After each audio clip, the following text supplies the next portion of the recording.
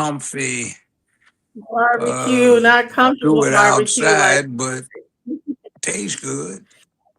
It will still need some barbecue sauce. Probably New Year's, it'll probably be better. But peace and love, everyone. As you can see, I have Judge Joe Brown here, who needs no introduction. Of course, we know about his time as far as on the syndicated show, Judge Joe Brown, but also with his bout in politics in Tennessee. So we're just going to have a conversation tonight about everything that's going on with Trump and then get a little bit into FBA. But how are you doing tonight? I'll manage. It's cold out there, like we were talking about earlier, but I'll survive, you know. Yes. And stay warm in the house and be bundled up. By the way, have you been looking into getting back in politics at all now that everything has No, been going? I never left politics. I always like to cause a bit of discomfort amongst those who deserve it. I I'm an understand. advisor and a consultant for a number of people. Might run again myself. Some people That's what trying to I talk wanted to me ask into if you were running going to into run Shelby again. County mayor. Yeah. Oh, nice.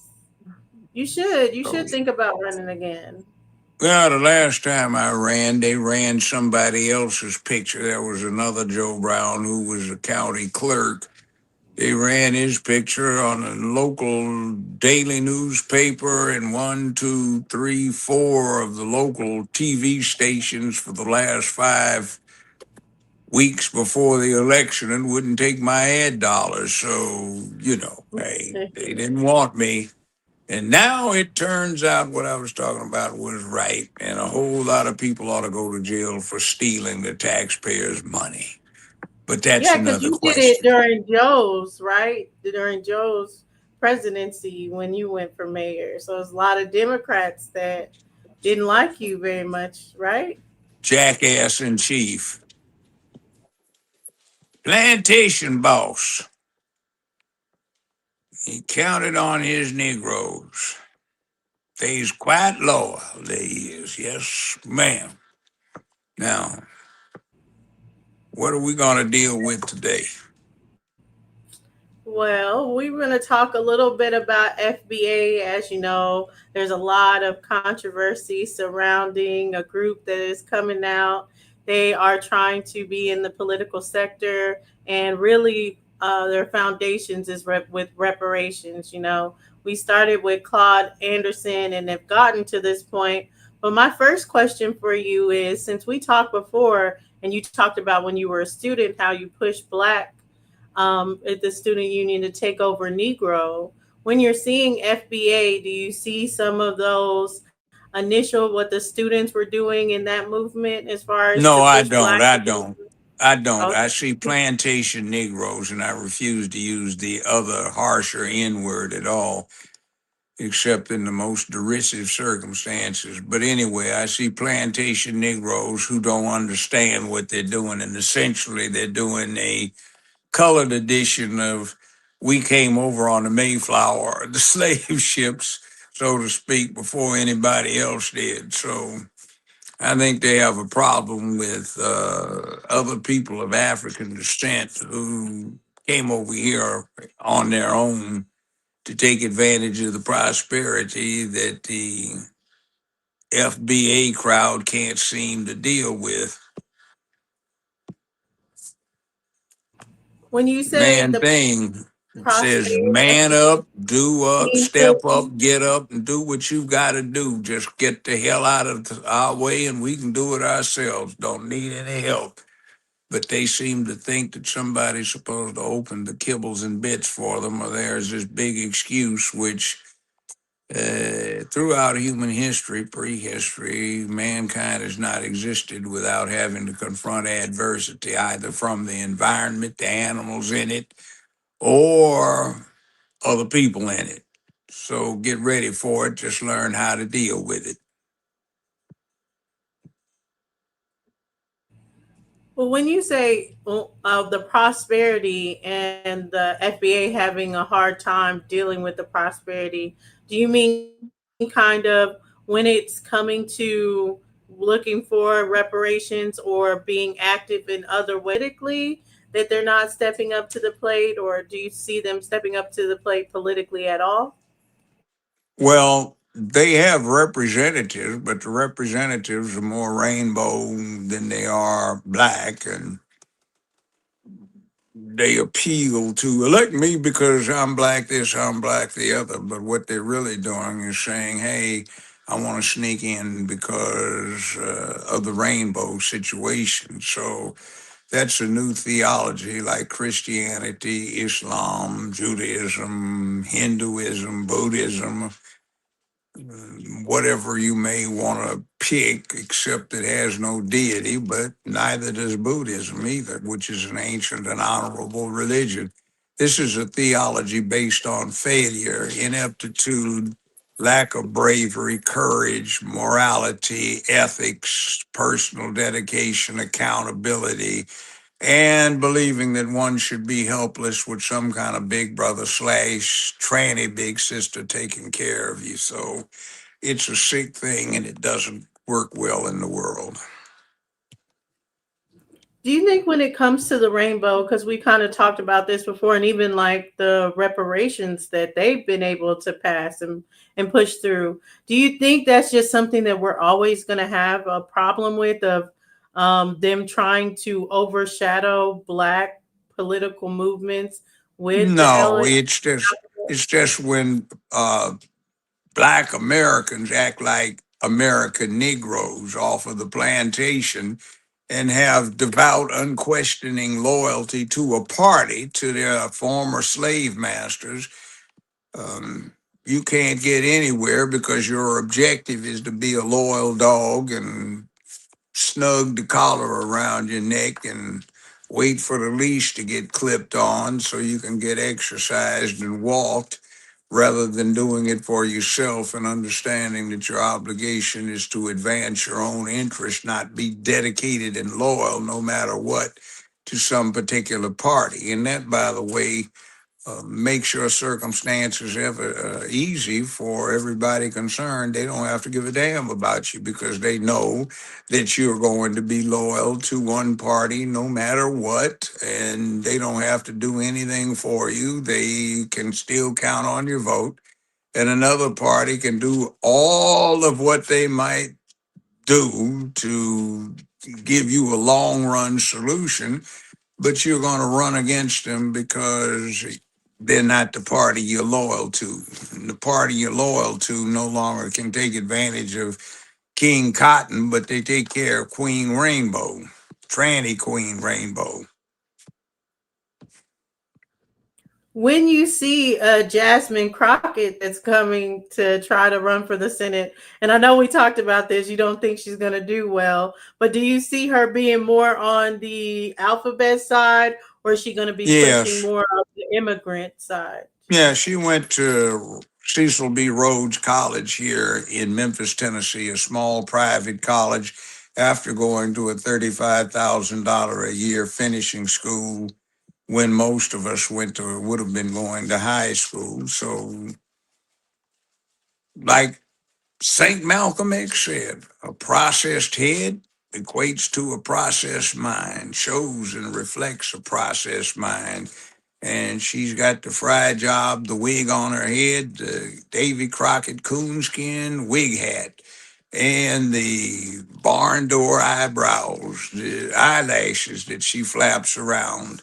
And she tries to act like she's street and she's about as boule as she can be. And her daddy was a big time preacher. So, anyway, it's a whole fake show. And I would bet on the snowball surviving hell before she would wind up getting elected senator in the state of Texas.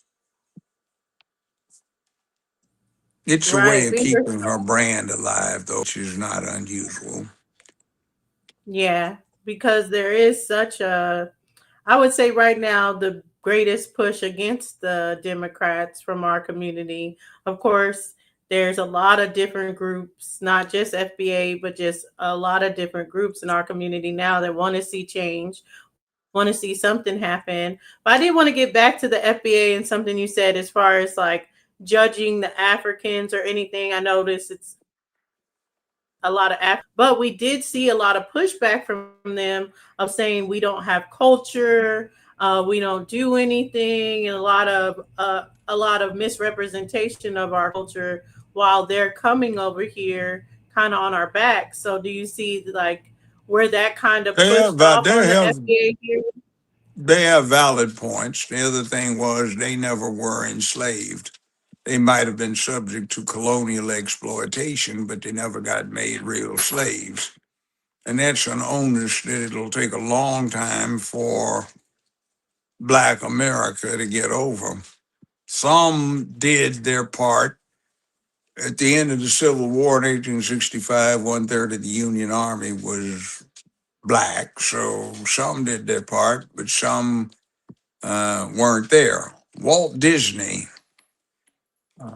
that does so many Black oriented movies these days, like Black Panther, part one and two, which is the highest grossing superhero franchise of all time, basically driven by American Negroes, had famously a series called Uncle Remus that made some technical innovations. It had real live people and cartoon characters in the frame at the same time. Uncle Remus was an interesting character. There was Burr Rabbit, Burr Bear, and Uncle Remus was famous for singing zippity doo dah, zippity day, my oh my, what a wonderful day, plenty of sunshine hidden my way, zippity doo dah, zippity day. And we had to learn that in elementary school, by the way.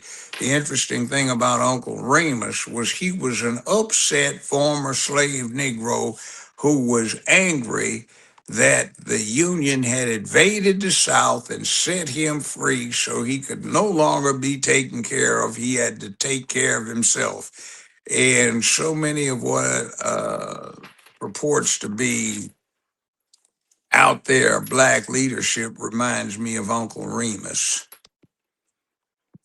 The word should not be Uncle Tom, it should be Remus.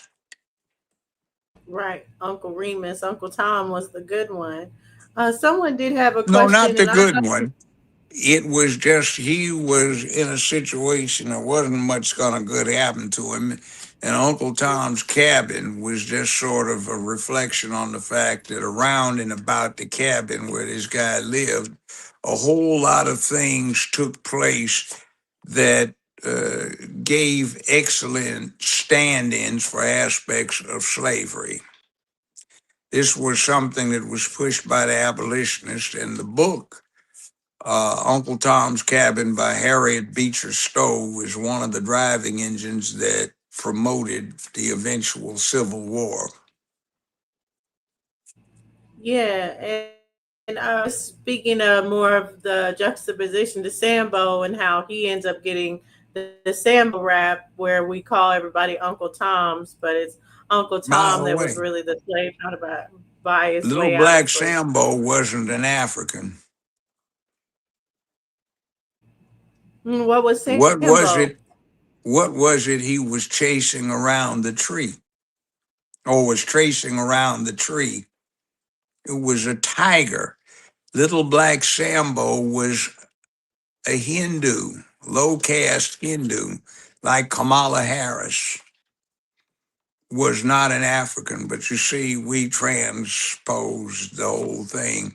Little Black Sambo was an Indian from India. From East India. Is that based on the East India Company or any real No, history well, it that was based the the East Indian India character? Company. Anything that was near that was near Asia, and it was known as East, but East India Company was a semi-private entity that was set up to represent the crown and the English government to exploit in resources in the Indus River Valley, aka India. A lot of people became filthy rich, but Little Black Sambo was not an African; he was an Indian. Indians tend to be dark. And it shows another thing that too many What? of our ignorant people focus on is mythology. You've heard of the Aryan Supermen? The Supermen from the Yes. far north that were supposed to be the ancestors of the Germans and the master race. Well, there are in the Aryans, but they're known as Indo-Aryans, and they are typified by Little Black Sambo, Hindu-based Indians were Aryans. Kamala Harris, according to her father, is an Indo-Aryan, which is an anthropological technical term.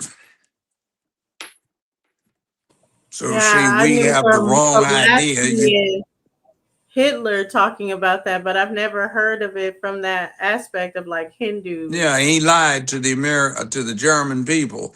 See, he and his minister of propaganda, Joseph Goebbels, they had a truth that still applies. You tell a lie long enough, loud enough, and often enough, and you can get anyone, including the liar, to believe in it devoutly.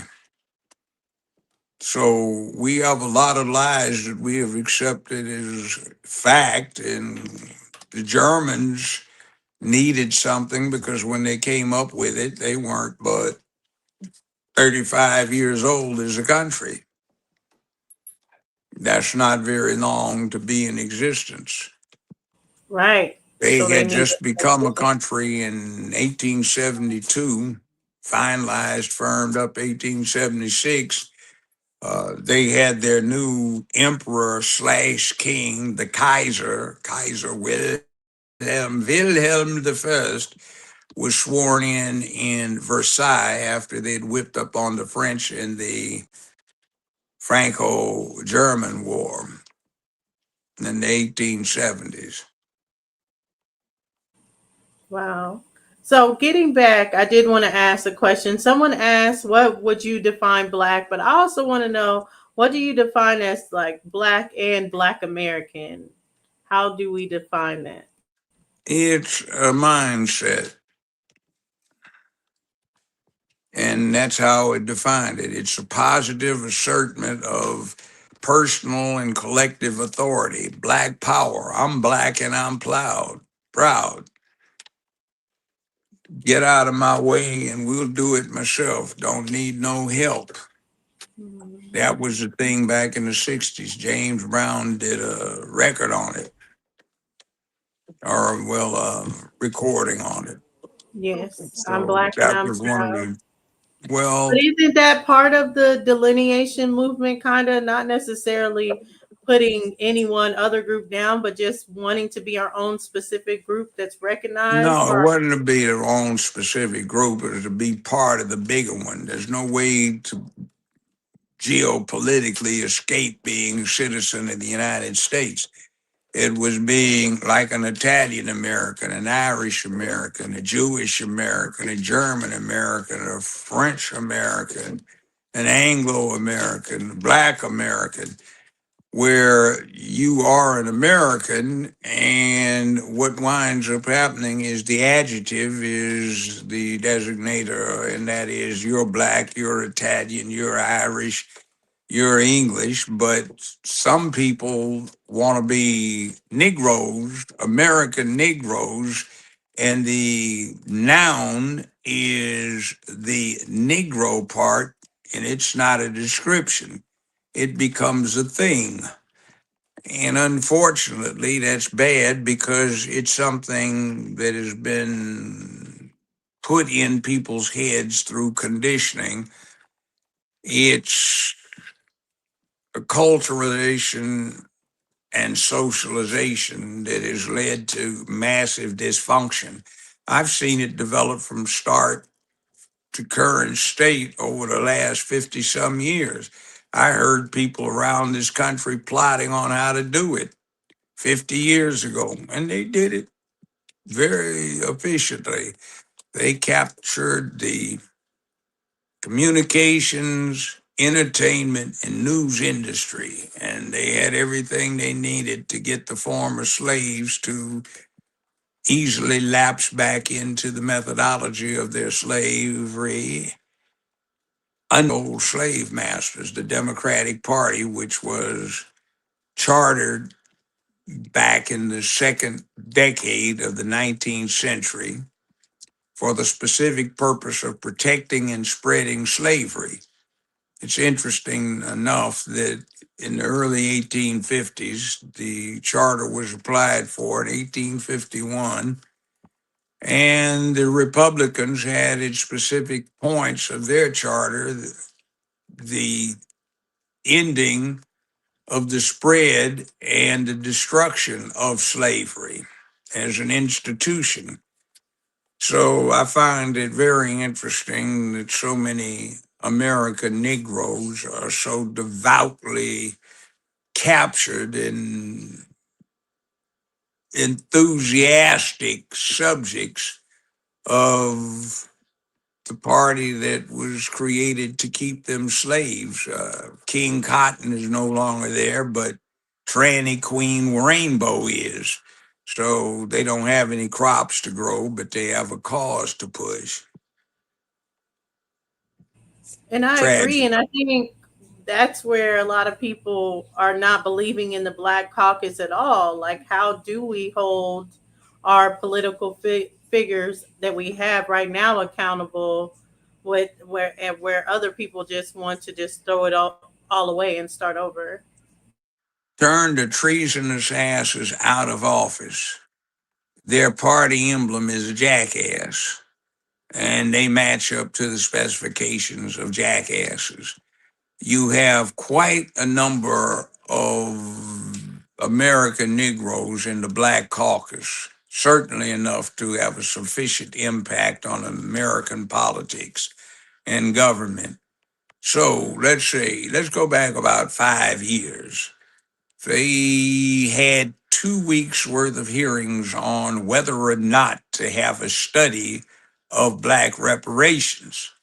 Now, it went nowhere, but 2 weeks later, the Black Caucus helped introduce what's known as the Gay Reparations Act, which was passed on the first voice vote without debate to give gays reparations. It was chunk change, just 58 million in insurance benefits to gay couples who had been denied because it was same sex marriage that was involved, and that's chump change in the government.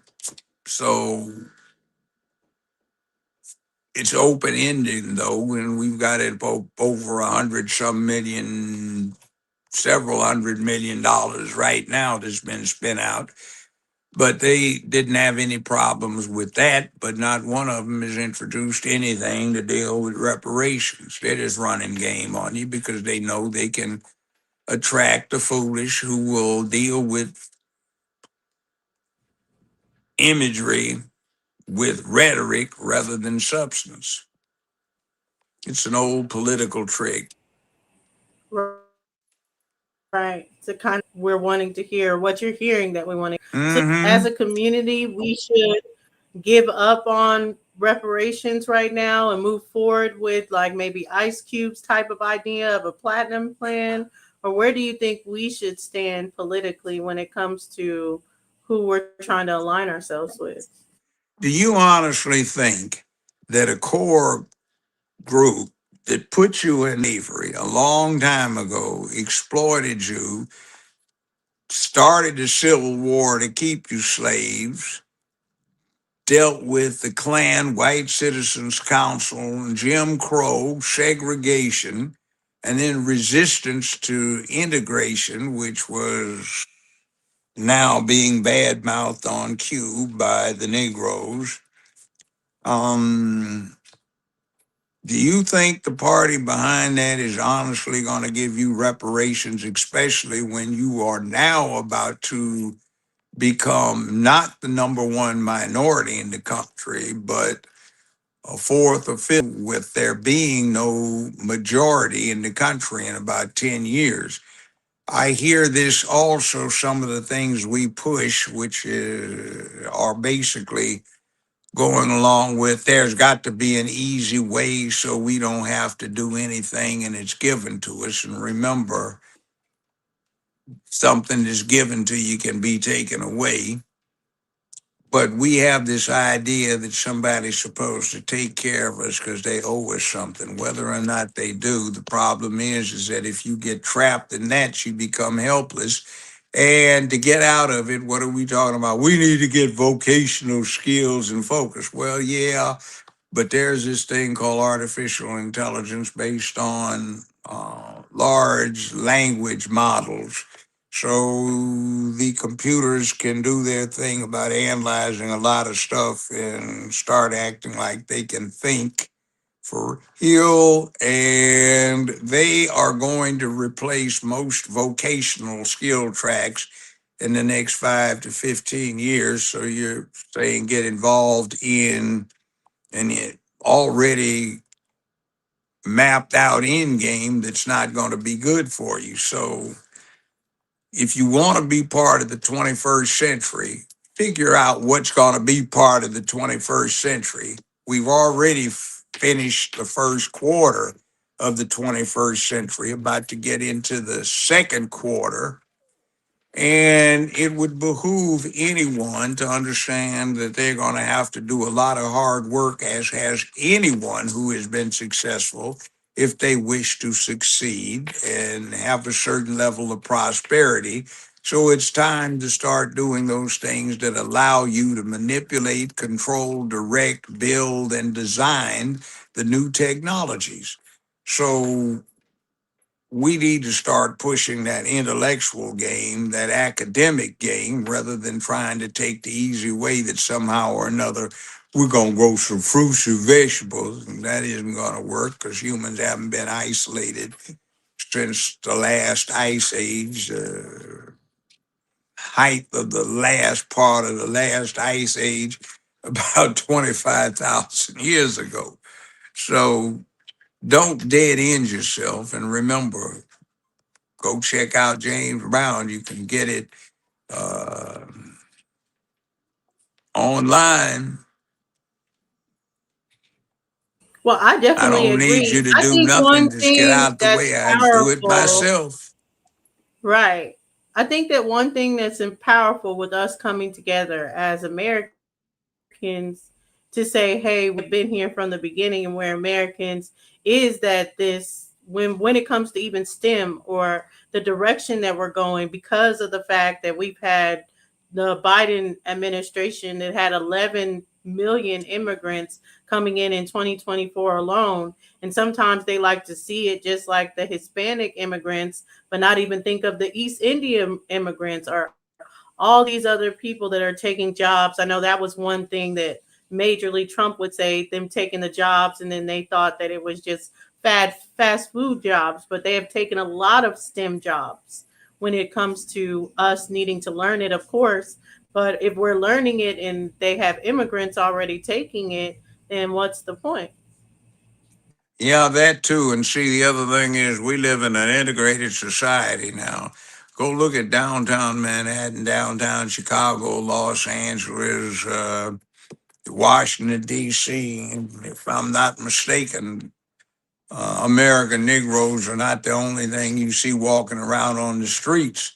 So they have opened the borders and let in Al Qaeda, ISIS, Hamas, Iranians, North Koreans, some Chinese from the People's Republic and other places that hate our guts and don't have B 52s, B 1s, B 2 bombers, F 22s, F 35s, FA 18Es, et cetera, M1, A1, A3, A2 SEP tanks, and M2, M3 Bradleys. They don't have those, but they were allowed to walk in without even being inspected or their baggage or carry materials being checked with backpacks full of military grade explosives, detonators, so they don't have to do the kamikaze suicide bombing thing anymore. They can plant it. It's already planted, I'm sure, the explosives, and they're waiting their orders, and they'll detonate the charges from 2 miles away and walk away grinning about it. And see, that's in. We've got 35,000 known convicted sex offenders, quite a few thousand who are known to be infected with or suspected of being infected of incurable forms of highly virulent tuberculosis, who have been convicted of various and sundry homicides to the extent of somewhere between 20 and 30,000. We've got several million suspected or known members of Southern Hemisphere cartels So is it who okay are, for us as Americans to say, hey, we need to delineate right now? We need to yes, be it a is. specific American group? Yeah, look at the white people. Didn't they do that amongst themselves? You ever seen gangs in New York? Right, Who's waiting on the exactly. docks to jump? Who's getting off the boat? There's white folk getting off the boat and white folk on the docks getting ready to jump them.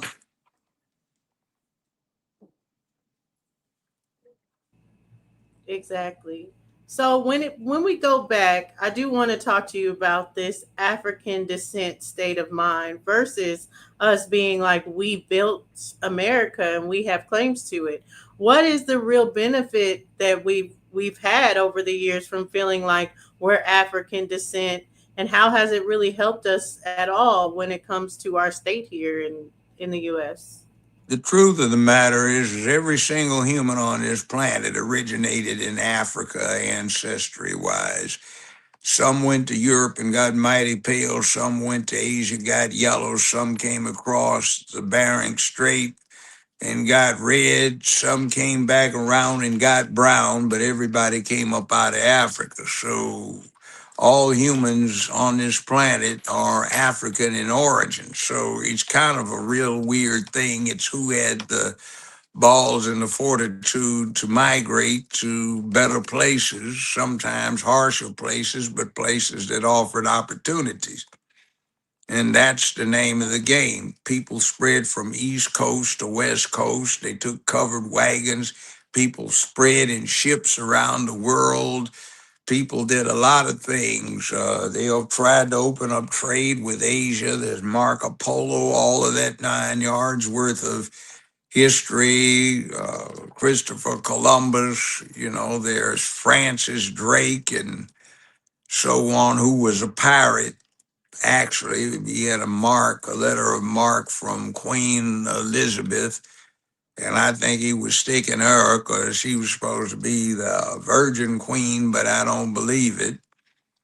And, a lot of these guys did stuff. Sir Walter Raleigh was one of the first to bring in slaves, and, he was a British admiral, and he was another pirate with a letter of marque to prey upon the Spanish, which is how the term Negro came about. They hijacked some Spanish slave ships, and at first they were selling the Negroes that they stole, as the Spanish used the term to stand for black, and they would sell the stolen blacks or slash Negroes back to the Spanish at cut rates. Then they brought some to Virginia, what is it, 1619, and sold some there. That's where the term Negro got to being so popular. And the Right. institution of the Because even when plantation. we look at South America, they would call them Negroes or Yeah, Negras de well, Terra, Negroes of the Spain, land. You know, Spain settled South America. They ruled the world for a while, but they didn't have what it took to keep it. So you had that. And by the way, the plantation model was developed in Ireland when the same Sir Walter Raleigh and same Sir Francis Drake were allowed to set up plantations in Ireland. And it's the interesting thing about the Irish, too, they were considered non white until 1872 when there was a joint act of Congress in the House and Senate that declared them to be white uh, as an act of appreciation for their brave service for both the Union and the Confederacy. It's all kinds of interesting stuff. Very seldom does it match the popular impression about things. Slavery was Yeah. evil, but bottom line is what you gonna do? Whine about it or do something about it? And doing something about it is not whining about somebody owes you something. Of course they do. But the rule throughout human history that's always been applicable is might makes right. So are you a real badass that nobody will mess with? Or are you just a whiner and beggar? Are you making your community shitholes where everybody's worrying about death and theft? Or are you improving their lot? And see, that's another thing the Democrats do. They'd rather attack boogeyman Trump in D.C. and let theft and death roam the streets of their cities instead of doing something for the people. And most of them aren't really of you anyway. They're afraid of you, so they won't walk in your neighborhood, so they won't walk anywhere after dark. They're scared of you. And they don't care. They can escape other places, and theft and death can lurk. They don't give a damn. And that, Right. by the way, is one of the sterling qualities of all civilized people, whether they're red, white, black, brown, yellow, anywhere in the world, is public peace, dignity, and order. And when somebody tells you that you are innately a criminal and coming down against disorder and lawlessness is somehow anti you, that is the gravest of slurs upon you personally and as an ethnic group because it's saying you are criminals. And man, it's just a black thing, man. No, it's not. Mm-mm. Exactly. It's meant to keep us in a box. But I want you to think of this really quick because if you think about slavery, we've all known in history that many different groups of people have been in a servitude or in a type of slavery, as well as the out of Africa theory, just like you just said. The out of Africa theory is everyone is coming out of Africa. But why is it that when it comes to all the populations that have been in slavery, the Black American has to be defined by that slavery, or all the He's human not populations defined. that are Africa, we have to be defined as African instead of being American. That's what their pushes to Well, us. you find some. I live in a place as a suburb of Memphis called Germantown. Where do you think that came from? Germans, the Germans Yeah. established it. Okay. Italiano. Where do we go? We like Italian food. We like French food. We like Spanish food, Mexican food. We like Chinese. We like sushi. We like Wagyu beef, you know.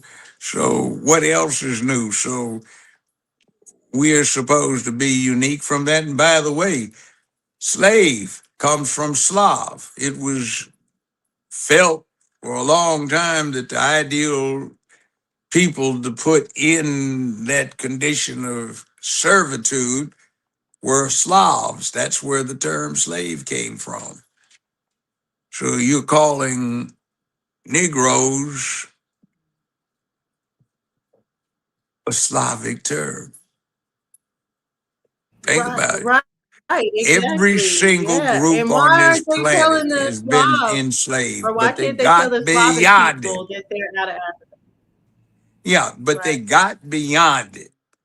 And by the way, it's not a theory, it's a fact. You can prove it by the bones in the ground. You can prove it by A lot of things, even the reasons for the color differential between the higher latitudes and close to the equator, you can prove it genetically. It's not a theory. Some people would disagree, but you know, it is what it is. And it also has to do with their lack of success getting where they, I hope, would like to be. But remember, there is no whole group of people anywhere in the world that has a position of power that they do not work very hard at acquiring, keeping, and enforcing. I've known billionaires personally, had them sit down at tables in my house and been at their houses. And they don't have 40-hour work weeks. They have 60, 70, 80-hour work weeks. They never rest. And it's interesting looking at the people who got a lot of leisure time, spend so much of their moments watching football, baseball, basketball, housewives, Oprah, nonsense like that. They waste your time. See, if you want to be powerful, you have to work at it. Now, there are those who are born into well to do families, the so called legacy wealth I hear so much of. But even amongst the rich and powerful, those are looked down upon as just trust fund idiots who don't do anything with the money. And everybody who has money sort of turns their nose up at them as less than worthy of attention. So it's about power, and power is about hard work. And when it comes to power, it's not just about money. He certainly wasn't what I would call rich, but who would downplay the authority of an Albert Einstein? He wasn't by any means what you would call wealthy, but look at General Eisenhower, President Eisenhower, who has the unique distinction of commanding more troops than any other general in human history. At the end of World War II, there were 12 million people in uniform under his direct command. So, was he to be reckoned with because of money or because of his power? Einstein, was he to be reckoned with because of his money or because of his intellect? You see, when everybody else in the world evaluates power, they say the landed aristocracy, the industrialist, the person who runs politics, the intellectual elite, the intelligentsia, they call it, and the military. And all of these are at the top who run things. Meanwhile, the 95% that's at the bottom, they get told what to do and they get off into give them bread and circuses and they won't care what happens as long as it doesn't too negatively impact them directly. And bread and circuses feed them and entertain them. Done pane secertie. That's it, how you say it in Latin. Well, I did want to go back a little to, I know you were saying that out of Africa is a fact, but I want to ask you this question. When we look at our grandparents that didn't have the out of Africa theory and they were just living, they a lot of them, some of them thought of themselves as Indians, had tribal affiliation, some of them just Negro, like you said before, colored, but they had a different will than our generation has as far as to make it do something for themselves and their family. How has out of Africa helped when we're seeing more of the negative, us being seen as we're definitely of African descent, and the out of Africa theory has just brought us downhill as a people, rather us It having that pride in America. it hasn't brought us down per se. It's fools or the foolish who want it as an excuse for lack of performance who have made it a bad term. Everybody is ultimately out of Africa, ancestral wise, but it just depends on whether you're talking about recently out of Africa or out of Africa very, very long time ago. Now, my great grandfather was born in Africa. He was brought over here after the slave trade was officially over in the early part of the 19th century, and they had to let him loose. And my grandfather, who was his firstborn son, was born in 1850. I knew him. He lived to be more than 100, and you know, he used to talk to me a lot, and he wrote a journal, and I got it when I was in my 30s from his lawyer, and I read it. My idiot first wife burned it up, but that's another thing. I remember it. So he knew he was out of Africa. My grandfather knew he was out of Africa. That's on my maternal side, one of the grandfathers I had. The other one was a Choctaw. And my Choctaw grandmother was an interesting person. I can remember her looking at some of the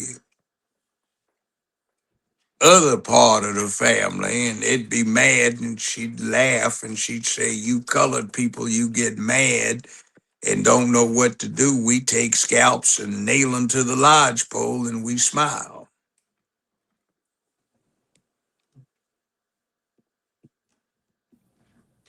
So when it comes to that, and a lot of us do have those mixtures, and maybe some don't or anything, is there a problem with people that are pushing people to not have pride in their American side of the story? Because I feel like that is what is pushing this big push towards FBA, because there's been so long for us to hate the American side that we've all been a part of. That's the only side a lot of us even know. Well, it's done. It's been done a lot in history. The Nazis most recently did it. They had their own mythologies about where people came from, the Aryan supermen and all of that, which was false as a narrative. So it's not surprising. It's a thing, it's a fallback to disguise your own failure. White supremacy. In the United States of America, right now, if you've got it going on, you can get pretty close to the top or to the top if you're black. It's just what kind of preparation did you put into your life early on? And mostly that's determined by what are you doing at your kitchen table at night? Are you studying your homework or are you not at your kitchen table? So I defy anyone to tell me that there's some racist white man sitting on the other side of their kitchen table every night, keeping their children from learning something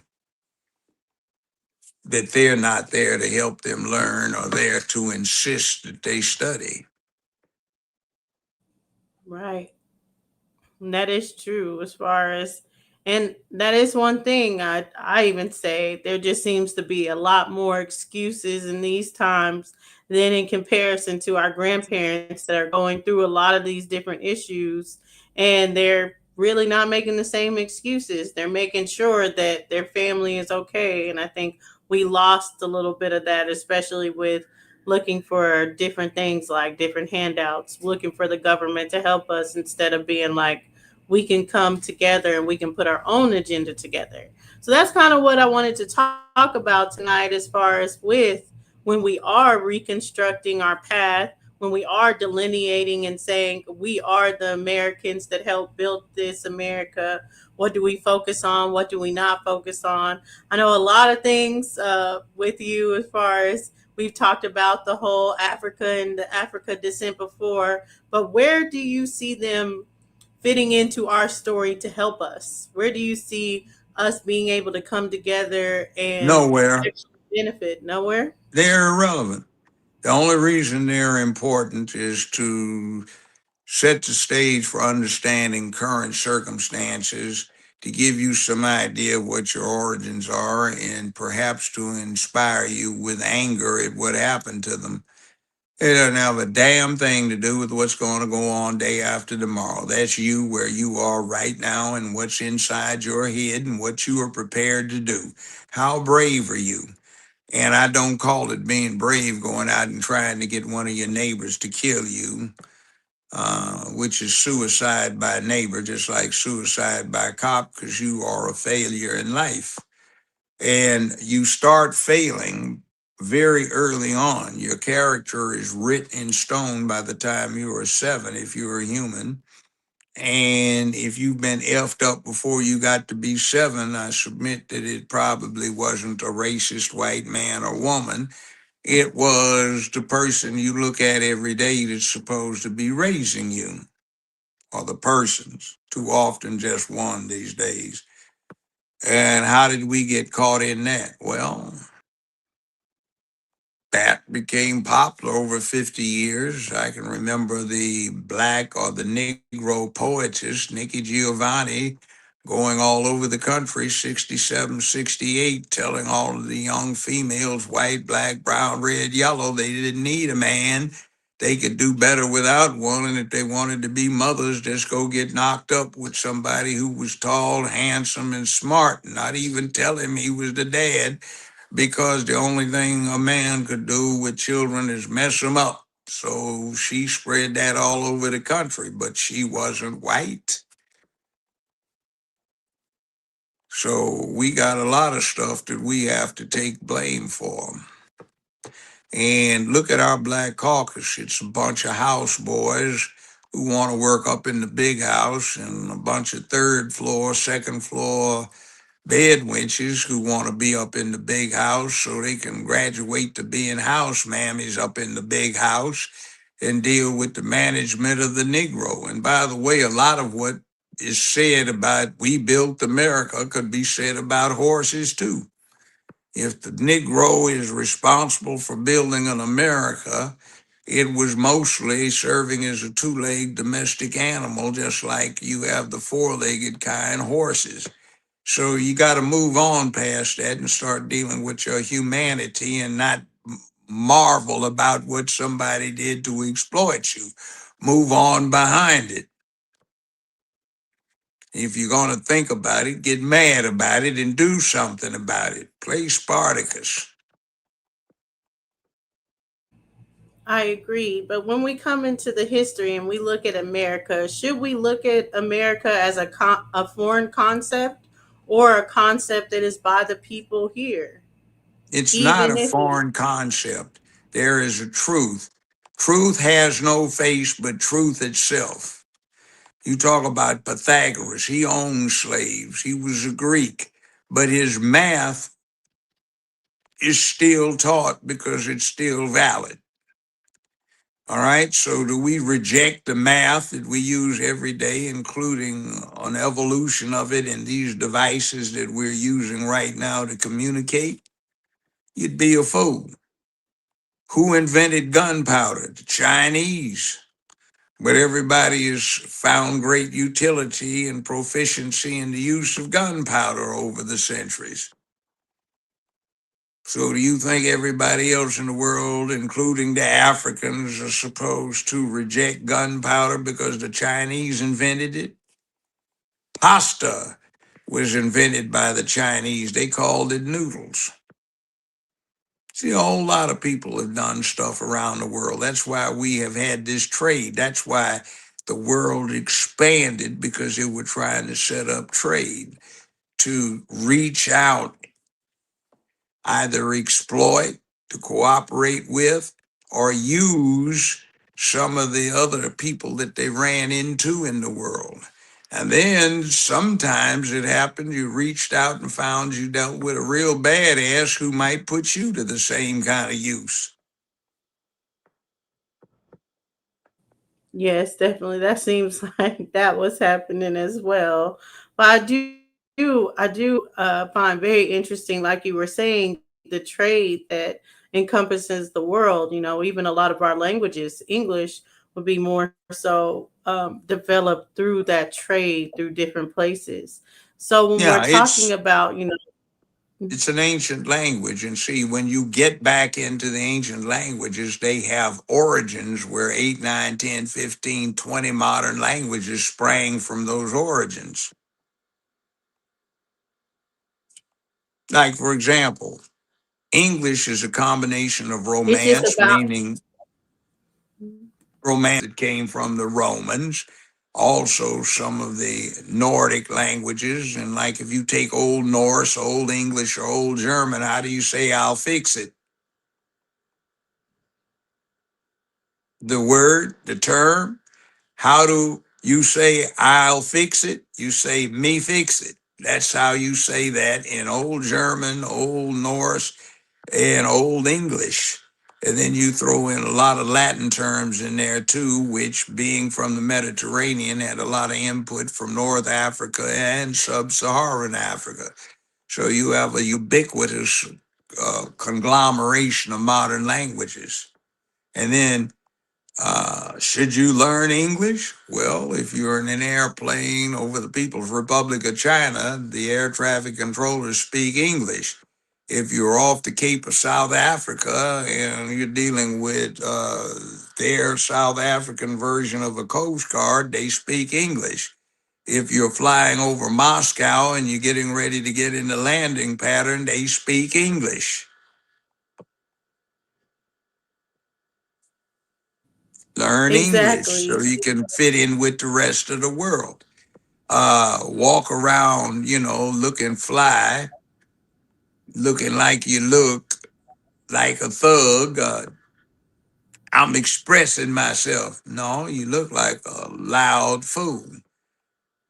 And in addition to you trying to share your music from 4 blocks away that a whole lot of people don't want to hear, you go to Pretoria, South Africa, Nairobi, Kenya, you go to Zurich, Switzerland, you go to uh, Copenhagen, Berlin, London, Paris, Rome, Firenze, also known as Florence. You go to Beijing, you go to Hanoi, you go to Australia, you go to Hawaii, you go to the United States. When powerful men, whatever their hue, whatever their ethnicity, when they get together, they have on what? The business suit. And everybody is in that uniform with a white shirt or a collared shirt and a tie and shine shoes for the most part. So, what makes you think there's something ethnic about looking like every other powerful man on the planet Earth when he is getting ready to take care of business? I understand that, but I would say that it when we come to the point that we're here, and I do want to open up the panel. I know other people are going to want to come up and have questions, but back to the FBA, when we're talking about so much, even the languages, the business, so much is dependent on us, even globally around the world. Why is it this kind of beating What us down depends to on losing? us? What I there mean, are we're things we're one of the top consumers. I don't know if we should brag about it, but we're that's definitely something to someone be that's ashamed of. influencing. Exact. I Are don't we think it's something to be producers? ashamed of. What do I we think produce? I think that is a point of where we would be more producers if we got to a point where we were at like a delineation type of we can start producing these things. We don't always have to be the consumers, but there has Why to be don't a we focus do on it? us outside of everybody else. Well, I think we're Why? focusing with way Why? far too many people. We're focused on Why? everybody but ourselves. But I mean, it's nice, but why? There's no need for it. You sit down at that table until you are in the 12th grade and you bust your behind studying, you make it in the world. Don't care where you are. If you want your child to make it, you will sit them down at that table and insist and make them do the homework. If you want that child of yours to get somewhere, you will discipline them and not let them grow up like a wild weed. they'll get somewhere. If you want them to arrive somewhere with the ability to foresee what's going to happen, you will teach them morality, ethics, principle, standards of bravery and courage, with an ambition to make where they live a better, safer, more secure place filled with economic prosperity and sense of purpose. You will make them brave and courageous. You will build character. You will insist that your pulpit pimp preacher stop talking, start talking about sin and the development of character.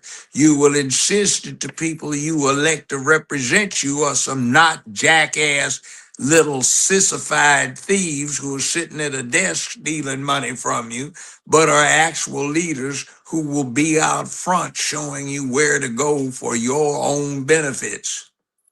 See, these are the kind of things you have already the access to, but you don't insist because you're too worried about image, appearances rather than substance. You want to go flash and you look like the brokest, poorest somebody in hell, when the people that really have the power had a business suit, collared shirt, the tie on, shine shoes, neatly groomed, and they're making lots of money and control a lot of power. You're dressed like something you think is cool with hip hop, but what have you been looking to out of his own mouth? Diddy talking about he and his girlfriend had that sissy pimp gigolo up there, and they'd have him jack off in a cup and they'd drink it. Now that's your heroes for now. So what do you think's going to happen when that kind of something is your heroic image? And we seem to be part of that trick bag where we want to emasculate the country.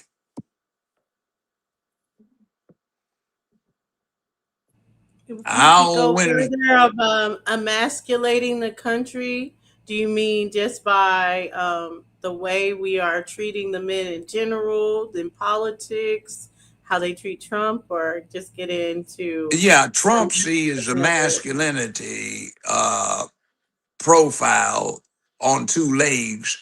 The feminists hate that.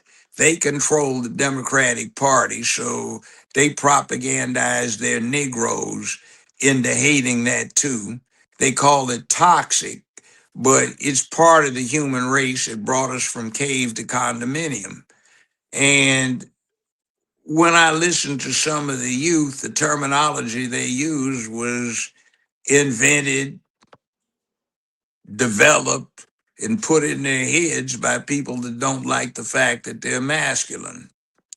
So there is something to be said for being masculine. It's to be recognized in this. In 50 years, they've had officially a thing called Take Your Daughter to Work Week. They have never had one, even unofficially, Take Your Son to Work Week. How does that pan out in the real world? Well, for the last 25 years, on average, only 28% of each year's high school graduates are male. On average, only 32% of college undergrads at public colleges and universities are male. Only 36% of the grad students are male. And most disgustingly, only 44% of the American workforce is male. And as far as that goes, it gets worse.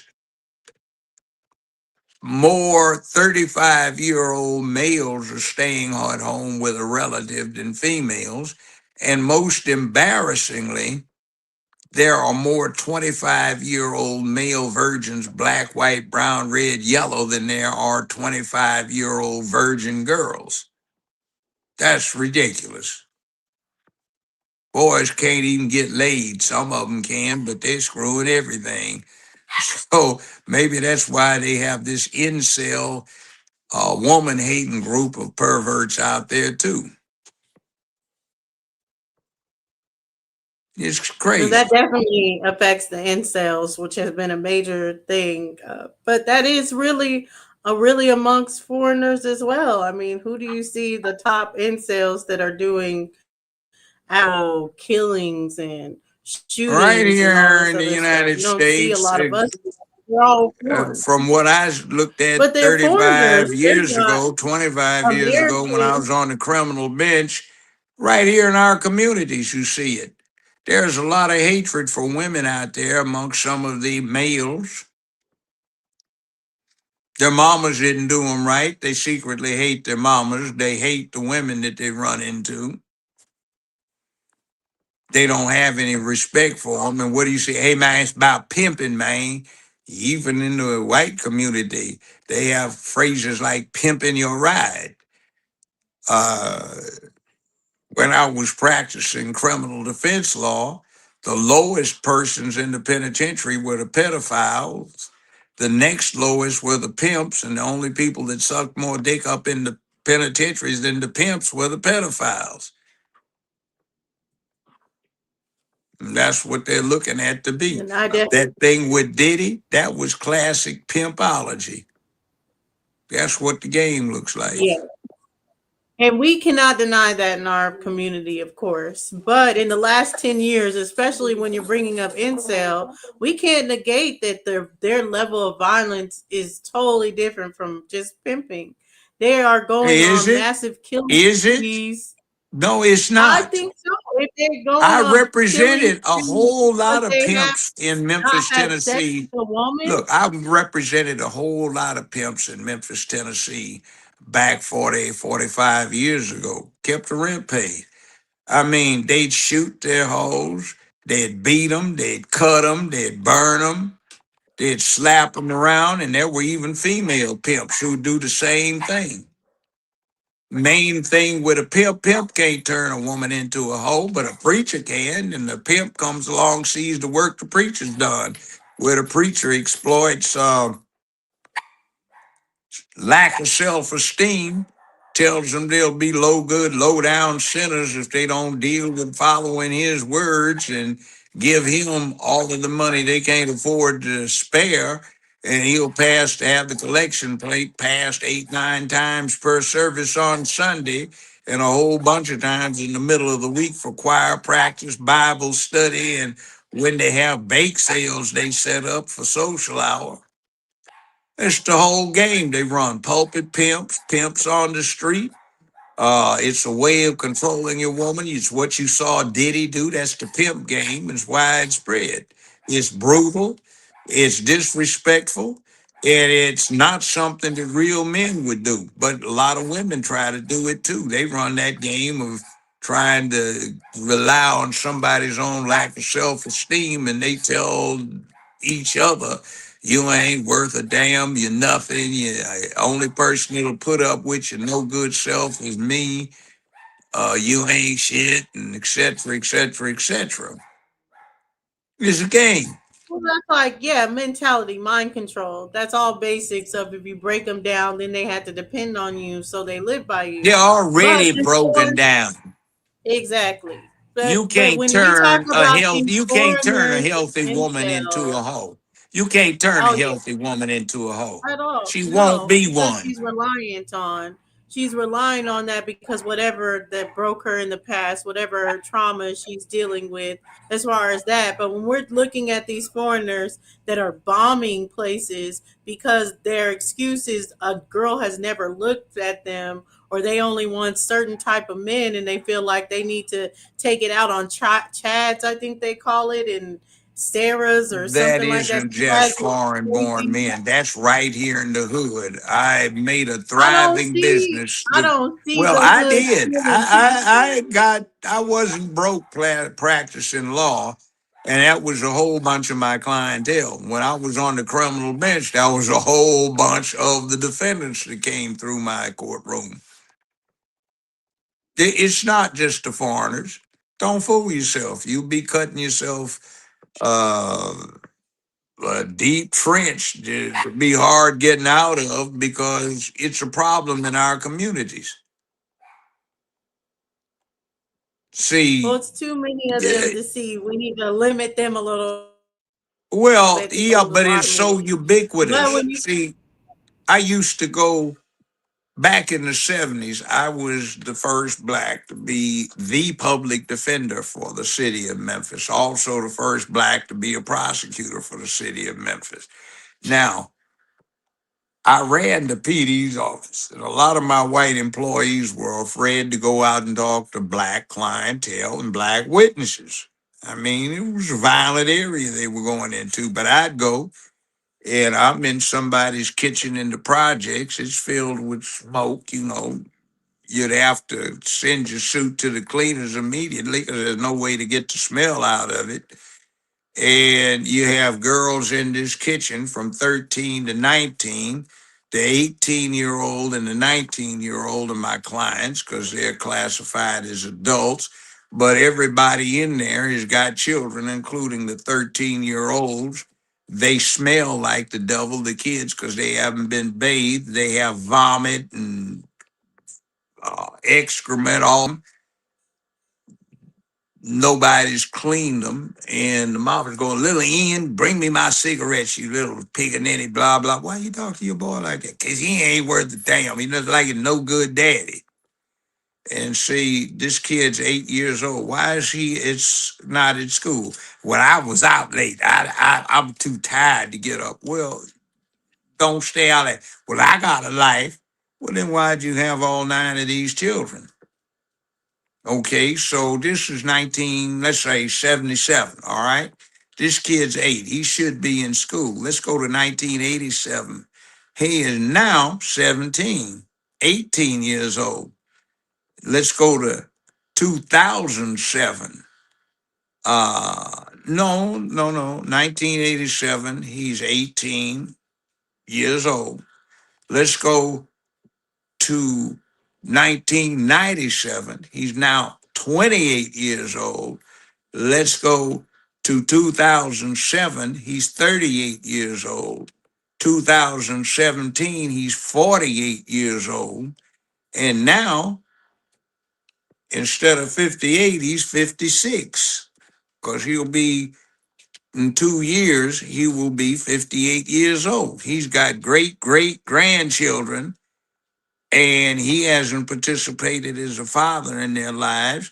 And what he's done is he's had the same attitude that his 14-year-old mama put in his head when he was 8 years old. Well, he wouldn't have been 8, but maybe his 20-year-old mama put in his head when she was 8 or 19, like my client's doing, too lazy to put her 8-year-old in school. So, this whole thing spreads poisonally. It's a real mess. And white And folk I didn't have agree. anything to I do with think that. one of the major poisons, and I agree with that. I think one of the major poisons of the whole emasculation is this idea of toxic masculinity being spread to like women, especially in our community. It has been spread to be fearful of the men in our community. And all I'm saying is that even though there hasn't been a perfect relationship, what a lot of the things that they say is over exaggerated in our community, and it's way more in foreigner community. Yes, we do have domestic violence, but they have domestic violence to the extreme. Yes, we do have people that are abusive or anything like that, but you just do not hear our men getting so mad where they're killing and bombing up people that they killed 10 people because they're mad at one. You don't hear that from us, but now You we've had don't? the most gun violence. You You don't hear it as don't? much. You don't You hear it as don't? much. I don't Read the know of papers. them Read the going papers. to the Target just to kill anybody just because they're Read upset. the papers. Memphis Which is the one? murder capital of the United States of America. By any metric, it is the 10th most dangerous city in the whole world. There are only 9 more dangerous cities wherever you may find one in a hellhole. We are far and away the most violent city in the United States in America. 75% of the population is black or Negro, and they do most of the killing of each other. 75% of the cops are black. 75% of the deputy sheriffs are black. The sheriff is black. The chief of police is a black female. 60% of the criminal court judges are black and female. You have 75% of the jury pool is black. There are only two members of the 9-member Board of Education that are not black. You have almost an exclusively black county commission, an almost exclusively black clown council, excuse me, city council. The mayor of the city is black. The county mayor is black. And then they're running around here talking about white supremacy. Where the hell is the white supremacy when black folk run the place and they kill each other with great authority? This isn't white people going out mass killing each other. This is just before the National Guard came in here, 6, 7 people got shot in a nightclub, all black on black. Somebody got shot on the freeway, black on black situation. It's us killing each other in huge numbers. We're not playing Robin Hood, robbing from the rich and giving to the poor who look like you. We are pimping, raping, robbing, murdering, burning, burglarizing our own people. And I mean, I don't care what your economic situation is, that's inexcusable. That's not, Agreed. So do you think the white supremacy is just like a facade then? That it's there more is so a thing, happening? look, see, it's a propaganda triumph. Every time you hear a woke Negroes talking about white supremacy, let's examine it from a psychological aspect. For something to have the characteristic of supremacy, there is an implication or superior. What is this thing supposed to be supreme or superior to? Black people. So every time a woke Negro says white supremacy, subconsciously he's saying, I'm inferior. Every time he says the N word, his subconscious knows what it means. He knows about the history to it. He's saying that to himself. You ain't nothing but one. And every time you use it, man, you got to be a real N to be a N, man. You know, you're telling your stuff, your own self, you ain't worth a damn.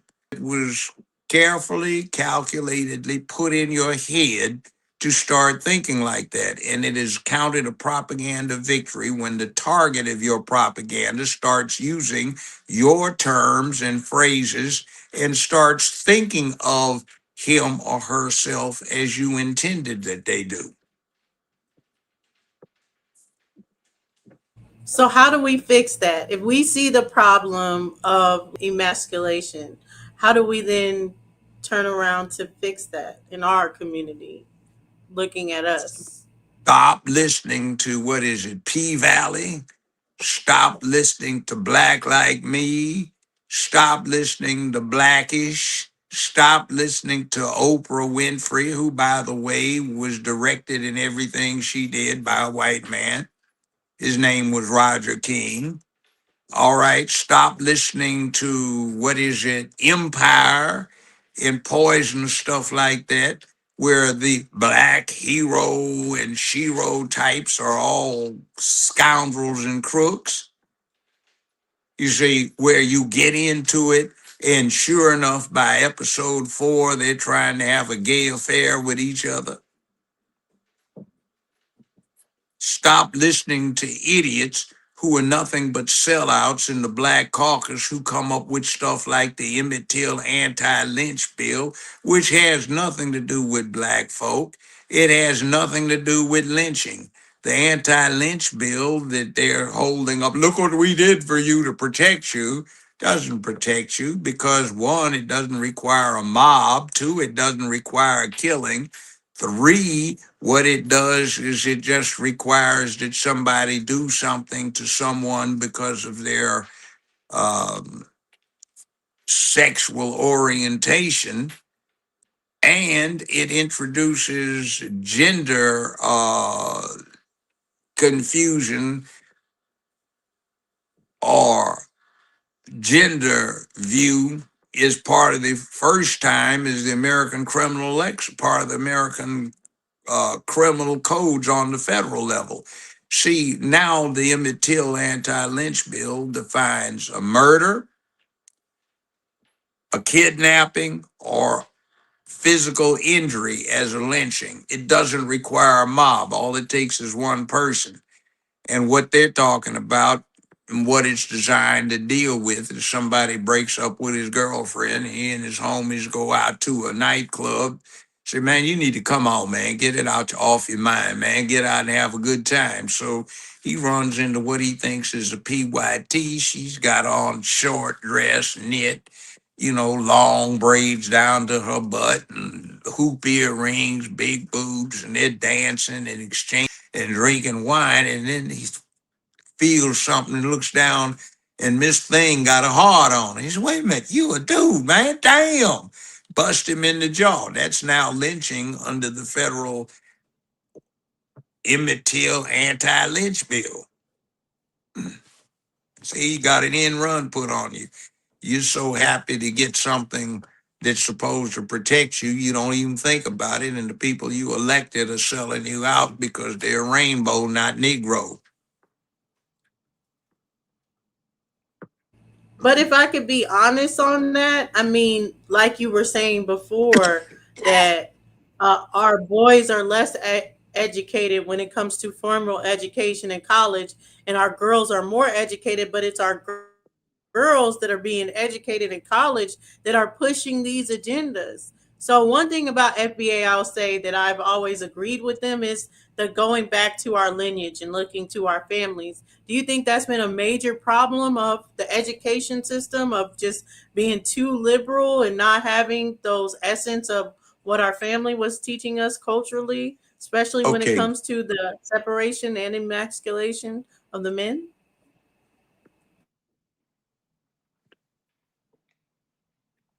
it's good to have pride in what you are. There's no getting around it. However, what do you study? How often have we heard about Black Wall Street getting wiped out? Tulsa, Oklahoma, I think the last 1923. victim just died recently, Kitty. Why the hell did we pay attention to that? There were 123 cities where there were incidents or townships in this period from 1918 to 1923. One of them was in Washington, D.C. It lasted for a whole week. It's interesting. More white people died than black folk did because when they went off and started doing the rioting to deal with the colored, they didn't realize, meaning the other side didn't realize that there were some black veterans there who were gathering because they had survived the trenches in France in World War I. And when the thing started, some black Pullman car porters smuggled in some guns from Baltimore, and these veterans who had been in the trenches in France got on the roofs of these tenements and made excellent snipers and killed a whole lot of white folk. But we don't celebrate that. They literally had to send the cavalry in to break that up. But we don't talk about that. We just look at one place, Black Wall Street, Tulsa, Oklahoma, which is kind of actually an embarrassment because nobody owned any property rights. They were all leasing the stuff from the Native Americans. So things happened, but that got blown out of proportion. What about the rest of the places? We didn't lose everywhere, so why don't we pay attention to our victories instead of just our losses? 123 locations, and we pay attention to Tulsa, Oklahoma, where we didn't own any property rights. We had leaseholds. We foolishly disregarded the need to defend self. People had been saying you need to set up some kind of defense plan. And we ignore where we kick some ass, lots of ass, in Washington, D.C., the nation's capital, over a 5-day period. See what's wrong But with this isn't that picture? something? Yes, but isn't that something that they kind of impress on us with the African slave story that we're Excuse perpetual me, victims who every is they? time? White people are going Educational, around teaching no, black people not about the not slave white trade. people, but I mean the educational system, our Okay, system that who they were. prompted this in the educational system? Do you think it's white people? No. No, I definitely know that it would be Okay, people so that look why like us. did we produce a bunch of ignorant scholars who, instead of acquiring knowledge, acquired ignorance and perpetrated it and chose to teach this? Or maybe they had a better purpose in mind. They were trying to inspire people to get mad. But some other folk ran with it the wrong way, and instead of getting them mad, they just decided to say, "Oh, poor you, you got mistreated so badly. Send in $19 a month to the Save a Negro Fund. We do that to save the whales and the tigers and the bear and the wolf. We might as well send in $19 a month to save a Negro. Yes, Meanwhile, exactly. And we'll get to respectfully, I'm spend all this saying money on whether they had salaries." good and exactly. And When you respectfully, say I'm saying they, whether they who had are we good talking intentions about? or not, now We're that talking we see Al that it is a Sharpton. perpetual. We're talking Al Exactly. Sharpton. We're Hmm. talking Maxine Wastewater. We're Yes. talking Jasmine Jasmine Coonhead Crockett. Crockett. We're Hmm. talking, okay, Roland Martin. We're talking all of the black talking heads who want to push that victim rhetoric. And who do we make our heroes? By the way, has anybody heard of H. Rap Brown? You should. One of the most dynamic speakers of the 20th century. He could fire up a group of black folk, white folk, and have them standing on their chairs with 10,000 of them, everybody in an auditorium or an arena. He got set up by somebody black. The mile out of Ron Karinga, aka Ron Everett, broke down an M1 carbine and put it in his luggage and were telling him they were doing him the favor of transporting it to LA International Airport. And they betrayed him because he was charged with inciting a riot. So here he is charged with a criminal offense, taking a weapon on board an airplane. And back in those days, they didn't run through metal detectors, no security checkpoints. You walk up to the gate with a pistol in your luggage. Nobody cared. They did a couple of years later after all of these hijacked planes went to Cuba. Right. I was thinking it sounded like the Fred Hampton story, but yeah, No, definitely it's not looks. Fred Hampton because these people weren't victims. See, and the victim story here was it was a profoundly inspirational black man who was a great speaker, had a dynamic presence, and it was a scoundrel around Ron Karinga who was cooperating with the SIS unit of Los Angeles Police Department and the FBI to get black leadership out of the way, effective black leadership. But we celebrate Kwanzaa, which he started. So, we crave a black holiday that a treasonous individual set up for us.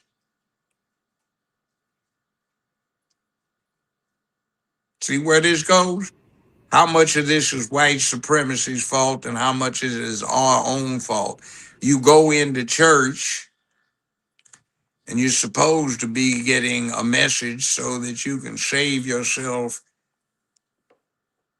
get to heaven, I suppose, instead of going to hell. And we got a pimp up in the pulpit trying to get money so he can increase his financial status.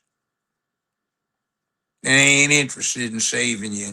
And he playing down there with all of them boys bouncing around spastically in front of the pulpit in spite of Leviticus 20:13. So how do we decipher that, like in the future when you're looking at all these proponents that have come against us? Do you look into, okay, how they're saying, what they're talking about, what their agendas are? Like Jasmine Crockett, what if they say all the right things but they look like us? How do we decipher who's for us and who's against us? If you're out and you're at a gas station getting ready to pump your gas and it's 1:17 a.m. in the morning and you just came from a function, are you worried about somebody white coming up approaching you at the gas pump? Or is it likely to be somebody that's one of your own people? It depends on people. Yeah. So the direction anti-white supremacy is at ourselves. In other words, all humans have a pretty universal standard of conduct character. So what's wrong with us complying with it? And what is it we need to know? Well, how many can talk about their favorite football team and all of the statistics? The Steelers or somebody, or the Packers or the Rams. How many can talk about their favorite baseball team or their favorite basketball team and recite all the stats?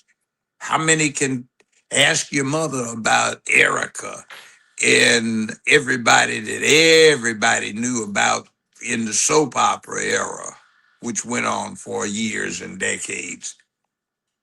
Knew all that. But now I ask them about politics and what's going on. I can't be involved in politics. Then you're a fool. Because every single day you breathe air on this planet, politics impacts you directly. Whether it's operating your car and driving and having to deal with the rules of the road or getting a traffic ticket, or what you pay on income tax, or what you make at the job. That's politics. So don't talk about you can't be bothered.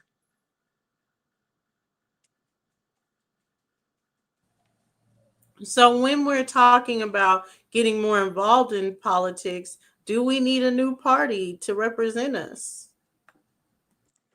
Why don't you just take over the ones you have? Or remember this, if one party knows they've got their slaves supporting them no matter what they don't do for them, and the other party says no matter what we try to do for them isn't going to change anything, neither side has any incentive to do anything for you. And then there's a third party developing right now. It's called MEGA. Black folk can get in on the ground floor of that and have something that'll push them, or they can control.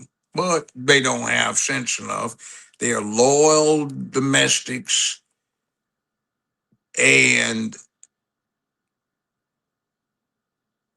good dogs. Now, you want to hear what it's really about? Where there is a problem that's in this mix. Years and years ago, I was at UCLA and I was fascinated by anthropology. So I was in the archives of one of the libraries there, and I was reading a book from the 1920s, early 1920s, and it was trying to convince people that evolution was correct and Darwin was right. So they were saying one has only to look at the African great apes to see how true Darwin's theory is. Look at how these great apes can give the appearance of almost being humans. Says they behave like people, they have gestures like people, they even grin and they laugh and they carry on like people. And some of the great African apes can even speak human language and breed with real humans. So we only have to look at the three major African apes, chimpanzees, gorillas, and Negroes, and we can see the truth of Darwin's theory. So at one point, they were considering us animals, very intelligent animals, but not really fully human. So I was being facetious, but I was being deadly serious when I said what we claim to be the basis for building America could be more accurately put on the back of a horse, literally. So let's start talking about what we did as people. So, why do we neglect to make heroes of the real heroes who fought to free themselves in the Civil War? We don't talk about that. We neglect And it. I don't think we talk about, I mean, on both sides, the heroes that are on the Union side or the Confederate side as far as with it. But the main thing is that we take it away from where this is happening. This is There happening weren't amongst any American people. black heroes to the black race that were fighting for the Confederates. They fought for the Union to be free. Another thing, President Ulysses Simpson Grant, U.S. Grant, when he was commanding general of the Union Army, had a survey done. In his memoirs, he talks about it. It was at the end of the Civil War. He said initially he was astonished to discover that the only completely literate units in the Union Army were colored volunteers. And then when he thought about it, he said he was not surprised. He said, "You did not see drunk Negro troops." He said, whenever you saw a Negro, he was either practicing his reading, writing, and arithmetic, reading a book, or writing a letter to somebody. So he was not surprised. So, what happened between us being the most literate ethnic group in the entire Union Army in 1865 to where we are now? What happened? Mm, that's a question to look. I definitely think it's more the Reconstruction era and what was happening as far as what was being pushed on the people. But before we go there, because you said there were no colored or good colored people, I guess, that were fighting on the side of the Confederacy. So are you saying when it comes to the black Confederates, that you see them on the opposite side, that they were doing something wrong when they Well, were fighting to stop the they promised slaves their freedom toward the end of the Civil War if they would fight for the Confederacy because they were running out of manpower. Now, to give you some idea, you ever heard of the Gettysburg Address 4 score and 7 years ago? You yeah. remember that one, right? Mhm. Okay. What is it about Gettysburg that puts stuff into context? We had 52,000 Americans who died in Vietnam, combat wounds, and died within a short time after being wounded. All right. We had maybe a bit more than that who took their own lives over the intervening 50 some years since.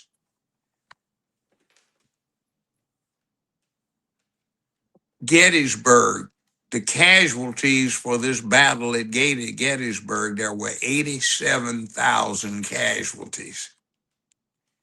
87,000. That's more than in the entire Vietnam War, but that occurred over just 3 days, one of which was the 4th of July.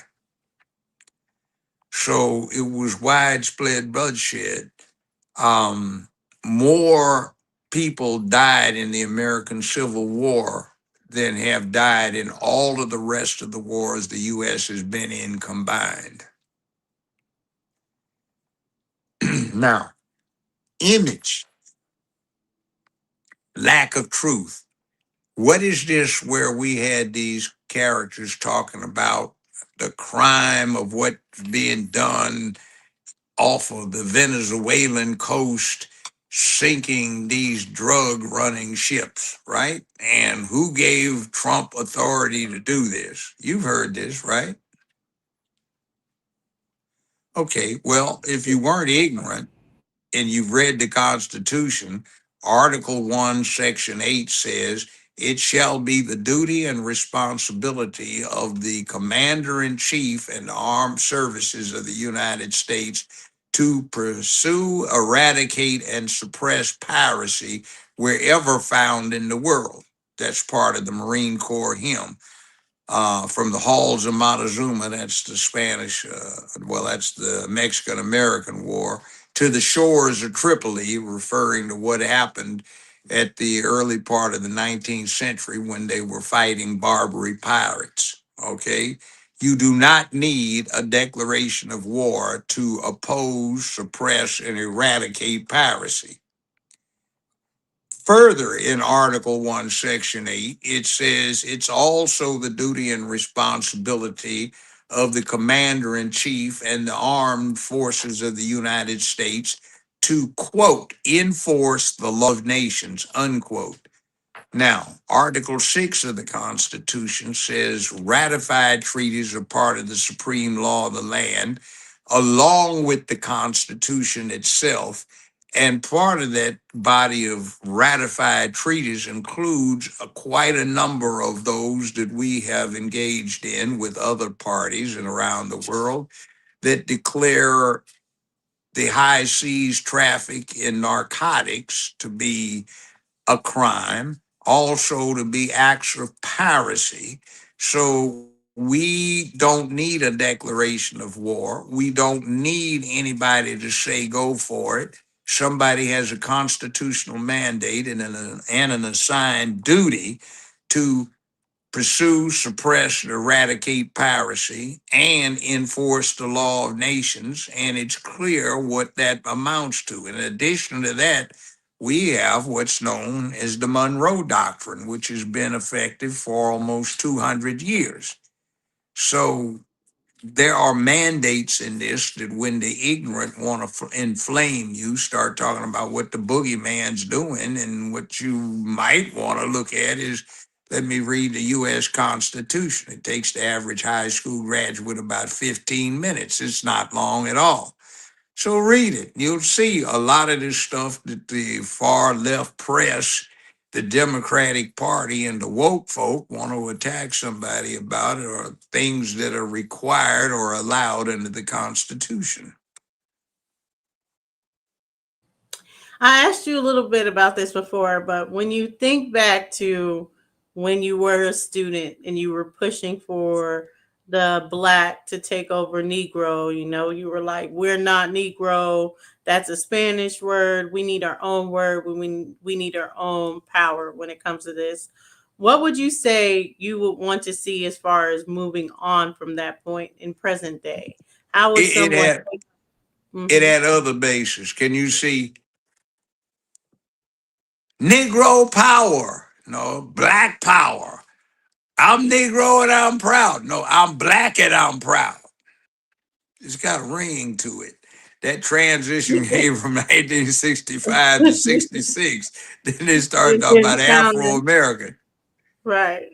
power, uh, black power to black people, Panther power to the vanguard, or it spread black power to black people, white power to white people, etc. We went on. See, everybody was known by the label in English that went to it. The red man, the yellow races, the brown races, the white races, and then you got the Negroes over there that can't even use their own language to describe themselves.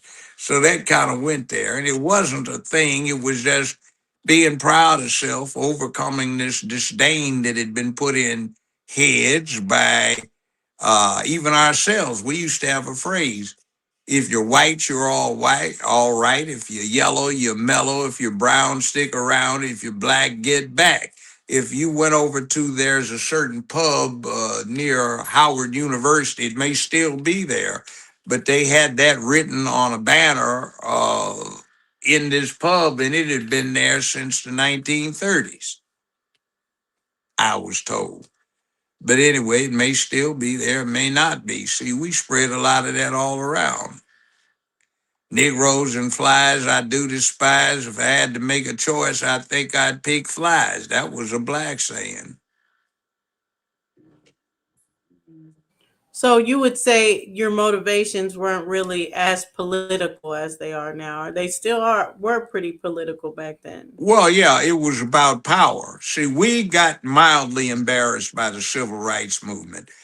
We did not consider it to be a fight when you're down on your knees praying to some dead Jewish person, while some rednecks beat you across the head until some more of them felt guilty about it. That's not a struggle. That's not a fight. That's getting your ass beat. So we didn't like it. And there were a lot of black veterans from Korea, World War II, and some older ones from World War One. They said we were in combat. It was kill or be killed. I'm not letting somebody sit there and beat on me, draw back your hand to go strike me, and you might not have a hand left. So there was a lot of black opposition to the civil rights thing. Rosa Parks, I met her, great woman. She was one of quite a few black females who got arrested for not moving to the back of the bus. But then Jackie Robinson, the baseball player, he's known for baseball, but he only became a baseball player because he got court-martialed because one day he was taking the bus home after escorting the wife of a fellow officer home, and he refused to remove himself to the back of the bus. But instead of being peaceful about it, when the bus driver stopped the bus, ran off and called the police on a payphone, the police, the Texas Rangers, and some MPs showed up. Jackie Robinson was still in his duty uniform, and he had a 45 automatic strapped on. And the testimony of this court martial was that he pulled his pistol out, chambered around, and said, "Some MF is going to die tonight besides me." But you see, few people know about that. Though, if you read Kareem Abdul Jabbar's study on it, it's laid out very well and in great details about it. He never played baseball, but he was an outstanding athlete, and he held the American record in the 100-yard dash and in the 220-yard dash. And when he resigned after beating the court martial, uh, he said, "I don't know what I'm going to do." And somebody said, "Captain, why don't you go play with the Negro Leagues?" He said, "I've never played baseball." He said, "Yeah, you're the fastest man in America. And when you go to bat with these morale games, everybody backs up 15 yards when you're on at bat." So the rest was history. They hired Don Newcomb and Roy Campagnolo. Newcomb was 17 years old, and I spent 4 hours one evening talking to him about it. And Roy Campagnolo was a great catcher. Newcomb was about one of the best pitchers that ever pitched in the major leagues, won every award a pitcher can win. Uh, Campagnolo, he got his neck broken in a car wreck and got confined to a wheelchair for the rest of his life. But Jackie Robinson had a bad temper. And then white supremacy. Oh, yeah. But why did they pick Jackie Robinson? Because they knew he'd stand up for himself. They knew he was tough and smart. He had been a captain in the U.S. Army. They knew he was a hell of an athlete, and he had a bodyguard. You ever seen The Rifleman with Chuck Connors? Tall, blonde-haired white guy that was a rifleman. He twirled around this cut-off Winchester. Well, he's a real live badass. What happened is some pitcher hit Jackie Robinson with a baseball on purpose. Robinson was going out to bust him in the mouth, according to Don Newcomb. And Connors ran out the bullpen and busted the pitcher in his jaw, knocked him out. He got thrown out the game, but for the rest of the career for both of them, he was Jackie Robinson's bodyguard. So Robinson didn't have to worry about starting a race riot by knocking some white guy out. And then he's another example for something that black folk need to do when they get the opportunity. The Dodgers had not won a pennant in years. They had played 5 games. It was the sixth game. It was the opposition had won 3, the Dodgers had won 2. it was the bottom of the ninth, and the Dodgers were behind by 1 run, and it was 2 outs, only 3 outs per inning. And when that final out went, that would have been over for the Dodgers. Jackie Robinson came to bat. He got a base hit and got to first. Okay, the next batter came up. What happens is there were 2 balls on that batter. Jackie Robinson stole second. All right, there was a strike on the batter, so it was 2 balls, 1 strike. Jackie Robinson stole third base. So at this point, it was 3 balls and 2 strikes. They call it a full count because if one more strike goes, it's out in the games and are kicked out of the pennant race. And if there's a ball, the guy takes the base, it's still 2 outs. So what does Jackie Robinson do? He steals home plate. He's the fastest man in America. So badass Jackie Robinson ties the game up. They have 6 more innings. The Dodgers win. And then since it's a three game tie, they wind up winning the pennant for the first time in years. And everybody wants them a Negro baseball player, a black baseball player. Now contrast that with what Barack Obama did when he was in office. Did he play Jackie Robinson and steal home plate with 2 outs in the bottom of the ninth? No, he didn't. He just sat there and made an embarrassment of himself and didn't do anything. See, that's what we do now. We have Al Sharpton's chicken eating George Sharpton, and that's what he's supposed to do. We don't have black heroes. Uh, our Malcolm X's were dead with the complicity of people who were not anxious for him to upstage their preaching game. You have Martin Luther Kings who were not killed because of civil rights, but were killed because J. Edgar Hoover made the mistaken judgment call of saying he's not a threat with civil rights activity, but he might galvanize the anti-war movement and revitalize labor, so let's kill him. And the FBI recruited the 2-man team from Quantico, Virginia's Marine Sniper School right across the way from the FBI training facility. They supplied the weapon, an XM-21, and the special ammunition that they used. And the shot came from the fire station, not the flop house or the bushes. I know I was the last judge on the case. So, we've got all kinds of rumors out there that are untruth about what went on. We've even got one that uh, Jackie Robinson got smothered in the emergency room. No, he didn't make it to the emergency room. You get your carotid artery complex on the right side of your neck ripped out and completely destroyed. You bleed out within 15 to 30 seconds. You're gone. He didn't get off the balcony. Jesse Jackson's supposed to be the one that betrayed him. It wasn't Jesse Jackson. The preacher that betrayed him was interviewed by Dick Gregory a few months before he died. And Mr. Gregory asked him, he said, why did you duck back in the Lorraine Motel once you escorted Dr. King out on the balcony? And this preacher said, I didn't want to get shot. So Dick Gregory jumped him and said, what made you think you were going to get shot? Well, just under the circumstances. That was the person that betrayed him because that person had a thing for young girls and he was getting blackmailed. So let's go back Allegedly. to Obama, because you were saying, Obama didn't step up on like Jackie Robinson, but isn't Obama an example of these foreigners that they use in blackface to represent us Well, when they're not really us? he's really quite American in one sense. You ever heard of Samuel Hinckley, Hinckley? Look him up if you can find anything. Samuel Hinckley was a French Huguenot Protestant who fled France because of Catholic persecution.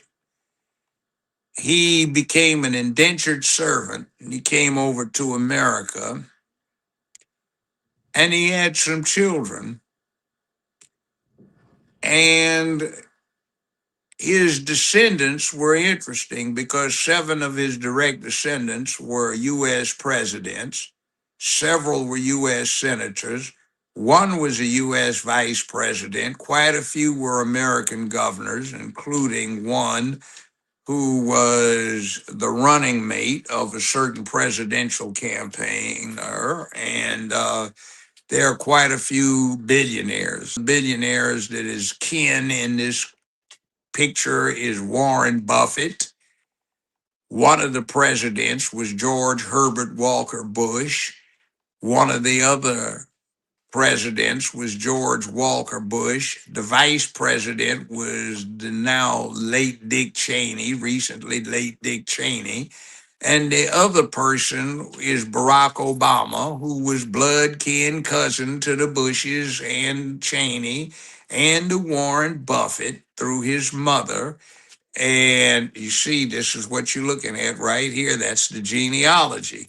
So it's no myth, that's reality. And Sarah Palin was John McCain's running mate and was her cousin's opposition. So cousin Obama, aka Barry Soetoro, was running against his blood kin cousin, who was the running mate of John McCain. And as far as it goes, John McCain had 3 grandchildren. And guess what? His daughter in law, the mother of the 3 grandchildren, is a shade darker than you are. And his white son married her, and they had several children, 3 children who were his only grandchildren. So John McCain had a closer connection with American blackness than Barack Obama did. He had 3 born in America black grandchildren who were browner than old Bambi boy was. Interesting, but see, we don't pay attention to that. So where did we get to be part of this mix? Yeah, that was going to be my next question as far as because as you can see, these are Europeans mixed. Barack gives a little bit of African mixed with the European, but where is the American people in this story at all? Ain't there, and damn sure ain't Kamala Harris. I had a conversation with her daddy in Jamaica.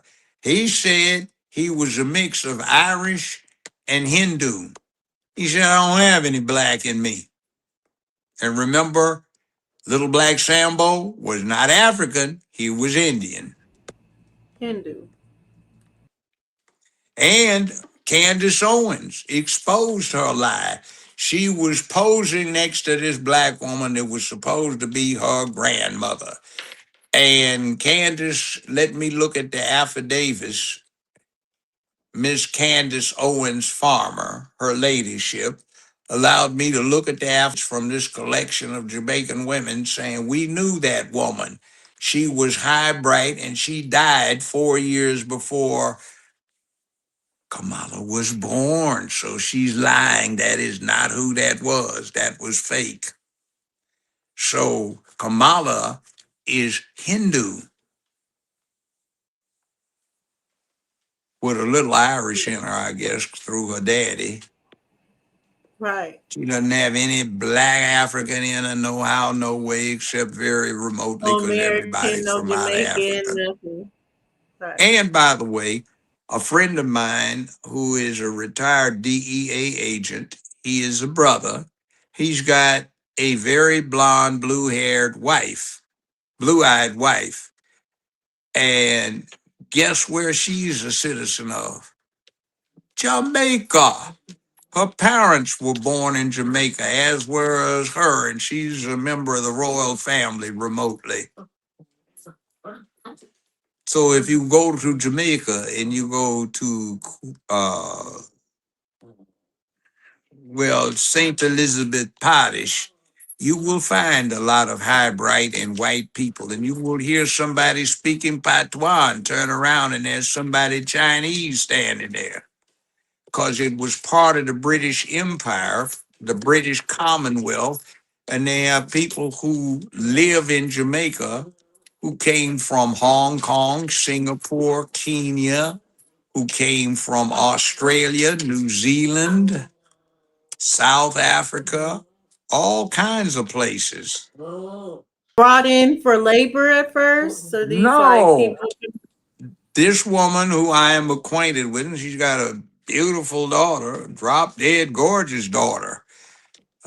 I think one of my sons had an interest in her at one time. Um, she was born in Jamaica. She was part of the royal household, a royal family, related to them remotely, but it was business. They didn't get brought in. They travel.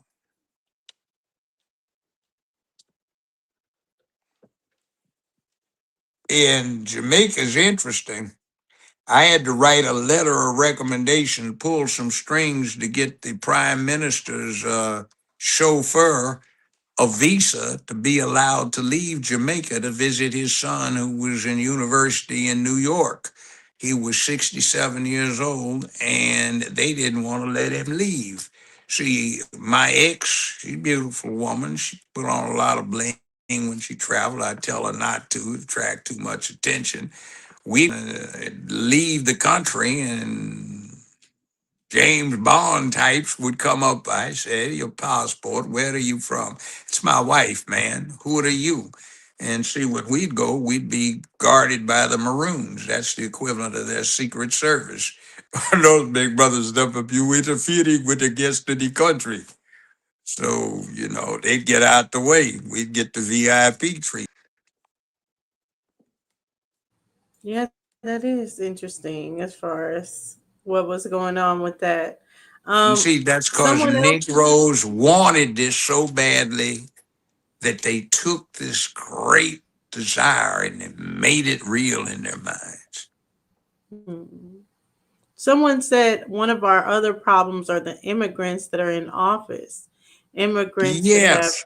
citizen- citizenship. Can you talk a little bit about that as far as like all these immigrants that have powerful positions in our political sphere? Yes.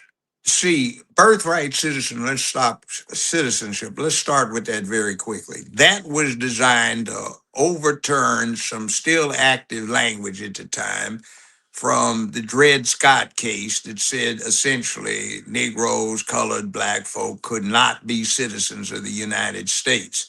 So even though that led to the Civil War, even though the Civil War had happened, it was still good law in America. So the 14th Amendment, which the great Frederick Douglass helped draft, had a great deal to do in its language with reversing Dred Scott.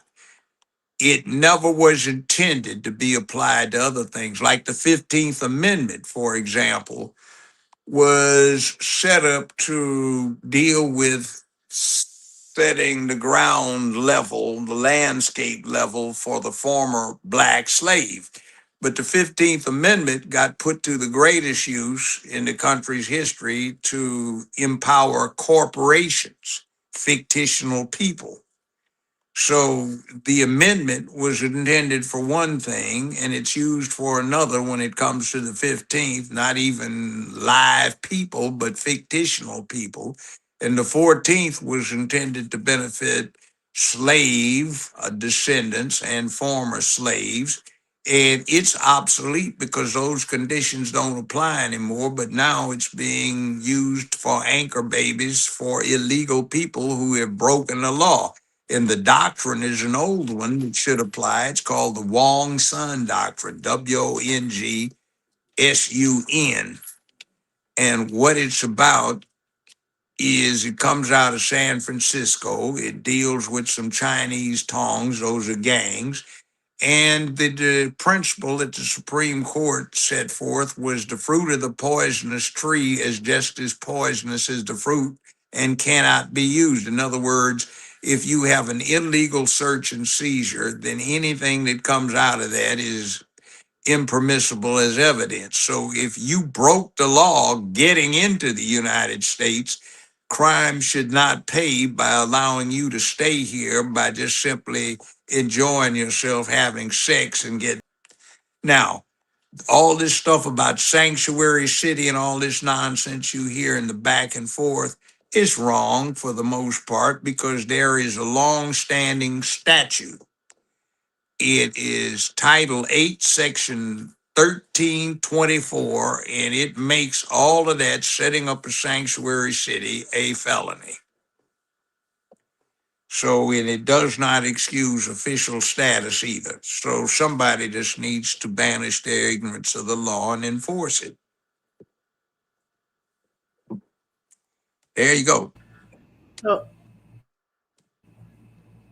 do you think they will, or do you think they? Why didn't they ban it in the first place? Do they have an Well, agenda of being? because the Biden administration was in, and prior to that, the Trump administration, the first edition 1.0, wasn't really Republican, but he had to placate the Republican Party. And he wasn't able to do what I think he wanted to do. Now he can, since he comes in kicking ass, mega, and all of that. So I have a sneaking suspicion that since he's got 3 years and 1 month left in his administration, and our current vice president is likely to do 8 years in office, you will see in that 11-year period, you're going to see quite a few people indicted and wind up going to jail.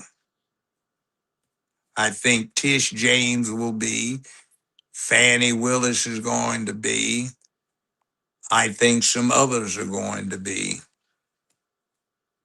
What about the Somalis? What's it, Amon? Well, Uh, Somalia is the main center of world piracy right now. It was Kenya. It's like what happened with Nigeria. And I do have some connection personally with Nigeria ancestrally. And there's a lot of crime, particularly con artist type stuff, con games that came out of Nigeria. Now, what happened with the fraud, $1 billion or so that we are seeing develop there? You and I were talking about it earlier. That needs to be looked into. And that's another thing. You're going to get here. Why do you give your people a bad name? Can't resist the temptation. And you see, that's a different culture. Dash is ordinary business. You know what Dash is? It's bribes under the table. You're expected to bribe the people whose help you need, pull off whatever you're trying to pull off. That's normal politics. But it is what it is, and people need to be held strictly accountable to such things.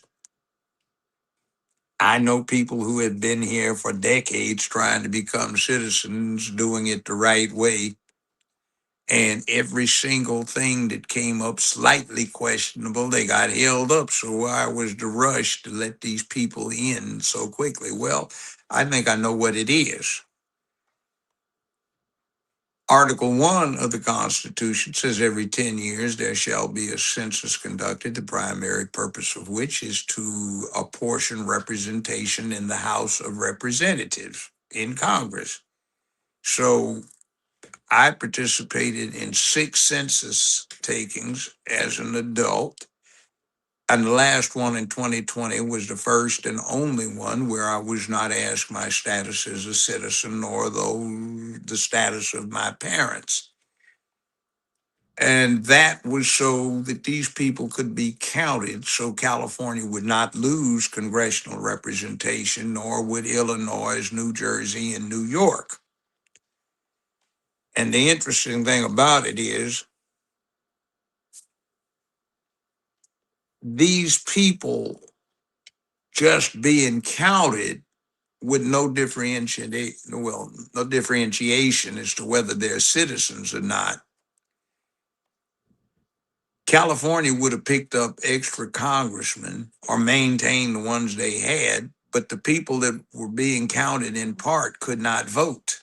So they would have no impact on these extra representatives or these maintained representatives. That's the whole thing behind making DC a state. DC is 300,000 people max or thereabouts.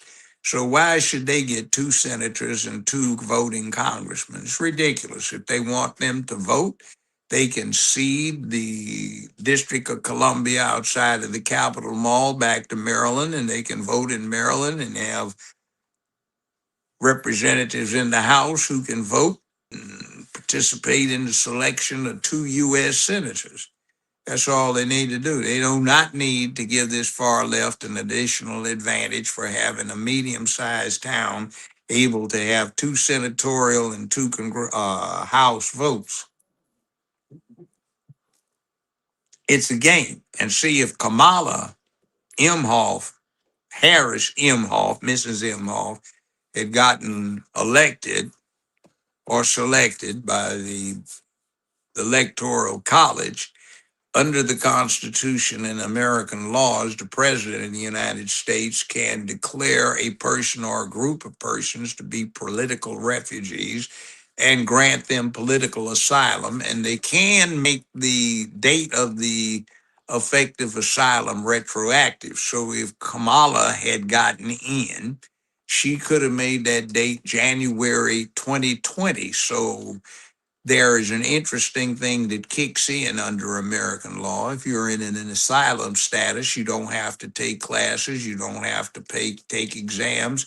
You automatically become a citizen in 5 years, which means you can vote. So right now, they would have been eligible to vote. So they could have voted in the midterm elections next year.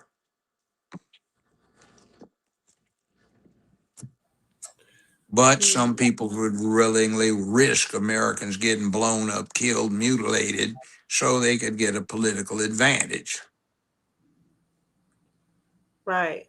In voting or just bringing those people over. So You're then leaving the when we're border looking wide open.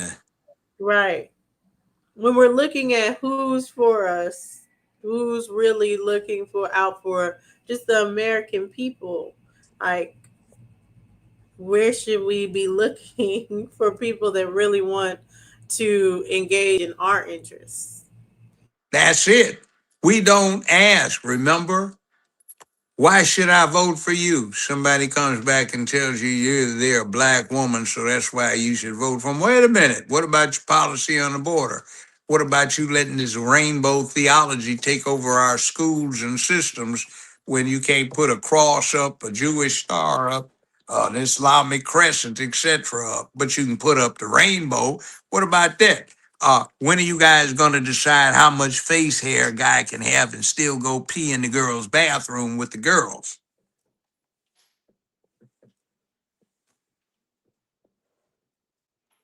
See, these things aren't asked. Oh, well, they might be, but they aren't answered.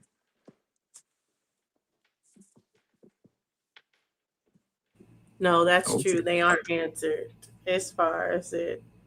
And yes, that's rainbow theology. That's our way of the alphabet club. So a lot of people they've been in the chat, and I know you're familiar. We talked on Unscrambled Minds, and we've had a lot of conversations over the years about it. But a lot of people want to know about the Choctaw side and how you I know you were saying as far as you have African on one side, you have Choctaw on another. How do you blend that and culturally? And do you claim your Choctaw side? Do you feel pride in that as far as it is? Yes, I feel pride in that. We kicked some ass and we took some scalps, cut some throats, tomahawked some folks, shot some folk with arrows and rifles. Yes, of course, that's a warrior culture. Yes, I take pride in that. I also take pride in my Yoruba ancestry too. Of course I do. So why do I have to cut both off? I have components of each in me. And by the way, uh, we kick ass. Ain't no punk stuff in there. And by the way, nobody in my family needed to be emancipated by the Emancipation Proclamation nor by the 13th Amendment. They all got free, such as needed to get free. So, in So other they were words, all free before 1865. yeah, yeah. Mhm. And like my Choctaw grandmother used to say, oh, you colored, you get mad at what the white folk do to you. We take a nail it on the lodgepole and we laugh. See the difference? When you were saying it's your great grandmother that's Choctaw and your great And grandfather grandmother. and grandmother, yes, and My that grandmother said was as far as Choctaw. his My father came from great, Africa. Did they ever mention the one that came from Africa? Ever mention Yoruba or the part of yeah, Africa I mean, my or grandfather anything was like that? born in 18, my grandfather, maternal grandfather, was born in 1850. That's 11 years before the Civil War started. I knew him. In fact, I was sitting on his bedside when he died. He made it to over 100 and he left me his journal. I got it when I was a lawyer from his lawyer. I was in my 30s. It's very interesting. My first ex burned it out of vindictiveness, but I memorized it. And his father was Yoruba. Um, this thing with the woman king, that was nonsense. The Dahomians had an interesting political system. They had two brothers who were blood kin brothers. So rather than killing each other, so one of them could be the high chief, they decided to split it. And they had a nice idea about keeping the nobility from trying to rise up in power. So they wouldn't let the nobility of the tribe be people who would hold office or important offices or positions. They had to be commoners, but there was a requirement. Each commoner, male, who held an important position had to have a female in the palace as part of one high chief's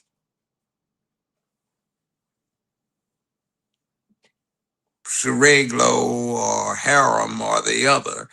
And if that guy did something against the interest of the tribal hierarchy, his female relative was sacrificed.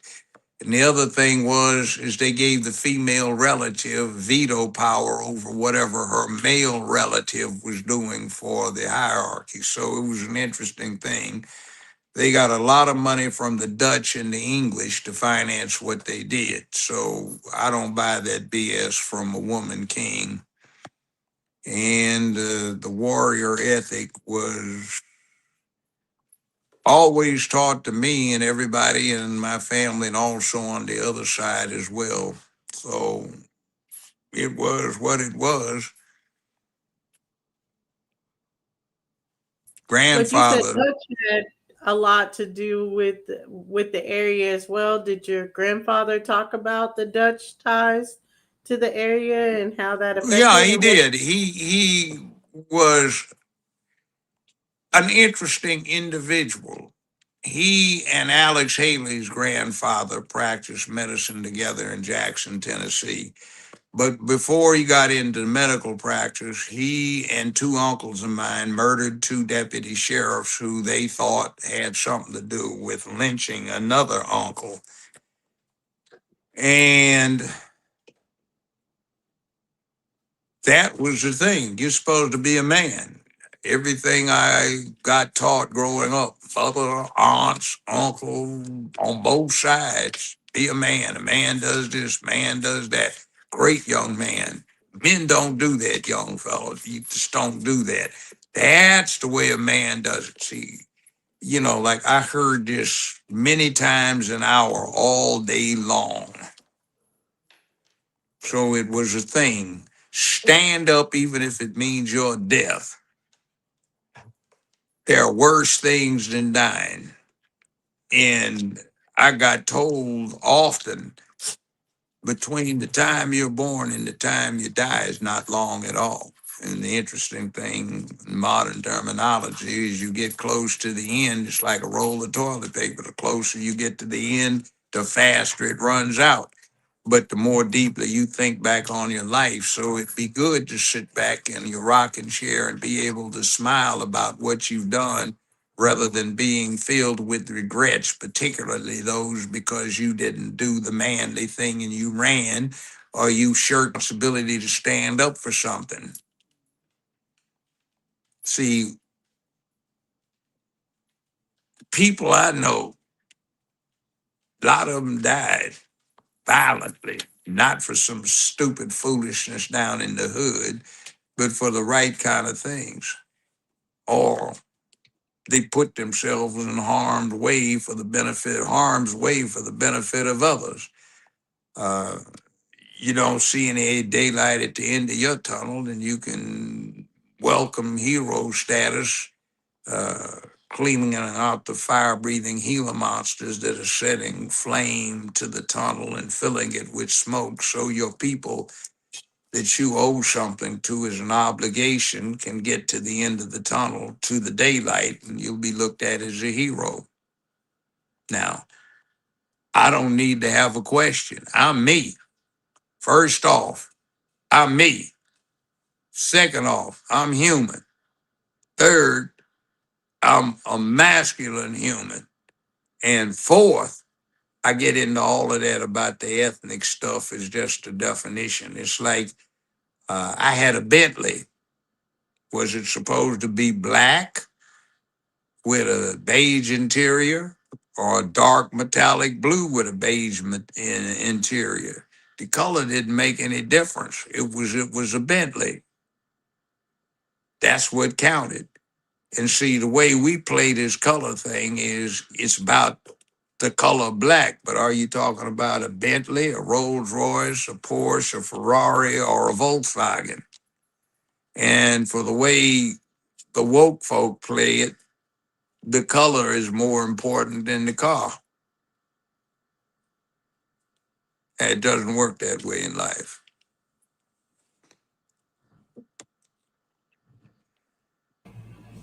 No, it doesn't. Well, I thank you so much for coming. I know it's almost like 2 hours and 30 minutes, and I don't want to keep you all night. Thank you so much for everything that you were going back and forth about and just all this information that you were able to give us tonight. I do have one more question in leading us off, and Go ahead. yes, with us talking about foundational Black America, and you said, we'd be better off with going with the MAGA party that's building from the ground up or Well, taking back the it's Black money. Caucus. It's Mhm. money. And if you want to get the idea, politics, statesmanship, diplomacy is about allies and cooperation. Take a picture out of a history book, fix it in your mind. There sits Joe Stalin, there sits Franklin Delano Roosevelt, and there sits Winston Churchill. Winston Churchill represents the country that Franklin Delano Roosevelt's ancestors had a revolution against, and Joe Stalin represents a country that the other two are worrying about starting a revolution in their countries, but they're all allies to get rid of Adolf, Tojo, and Benito Mussolini and Adolf Hitler. and they won. And after that, shortly after that, they got back to being at each other's throats for the next 40 some years. So you can have alliances. Remember, Great Britain was trying to oppress the American colonies in North America.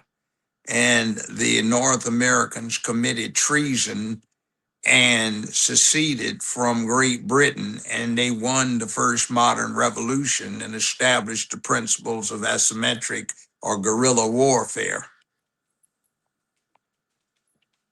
So when they say what we should use as leverage, a lot of people say we need to use voting as leverage. Say we're not going to vote for a particular individual unless they do this, and this. Or we should use money as a leverage, boycotting. What do you say our greatest power to use as a leverage, especially Just while on it. Trump is That's it. voting or money or both? Voting. Look. Air Jordan athletic shoes, right?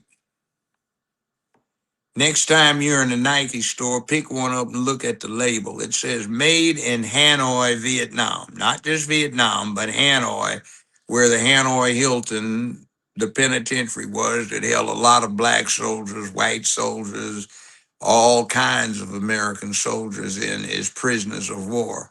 7 years, 52,000 Americans dead, and a lot more wounded. For what? So they could make Air Jordan athletic shoes in Hanoi, Vietnam. Now, here's where it goes. Michael Jordan, good businessman, fortuitous person who was in the right place, right time, with the right talent for the right purposes. He makes more in royalties from Nike than Nike pays the workers who make those tennis shoes. That's an example of what went wrong with our whole tariff manufacturing free trade situation. American manufacturers go overseas, set up factories over there, exploit the labor market over there for low wages, and come back and sell enormously overpriced merchandise. There is substantially no difference between a Nike tennis shoe or athletic shoe at their high level and one that's got Michael Jordan's image on it and his name on it, except the name. But one's $280 and the other one's $240, and most of the people wearing them will never in their lives put them to the proper use because they're not pro basketball players. And they are not making what the star players in the NBA make. And let's look at the NBA as a microcosm for the whole United States of America.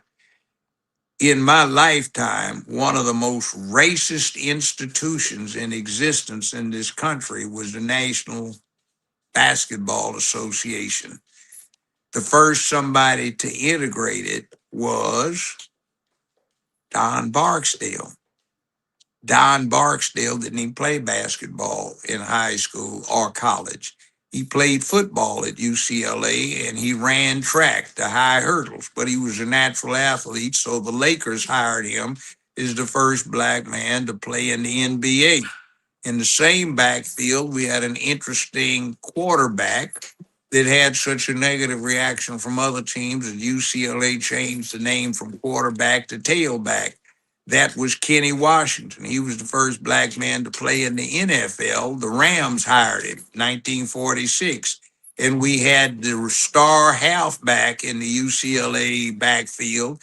His name was Jackie Robinson. He also ran track and held the American record in the 100-yard dash and the 220-yard dash. He never played baseball, but he wound up being the first black to play in the major leagues with the Dodgers, all of which happen to be in LA now, the Dodgers, Lakers, and the Rams. So it's interesting that the NBA, which was just absolutely, completely racist in its structure, nature, officiating, and character, becomes something now where when you think of an NBA player, you don't think a white guy, you think a black guy. Michael Jordan, LeBron, Kobe, you know, Magic Johnson, the GOAT, classmate of mine I went to school with, Kareem Abdul-Jabbar. We knew him as Big Lou Alcindor, who, by the way, is an interesting historian. He wrote about Jackie Robinson and the 761st Armored Battalion, which was in continuous combat longer than any other tank unit in World War II. They called them Patton's Panthers, and they came up with the image that the Black Panther Party wound up adopting through the, what was it, Deacons for Defense and Justice in Louds County, Louisiana, some of whom had been in the 761st Armored Battalion, aka Patton's Panthers.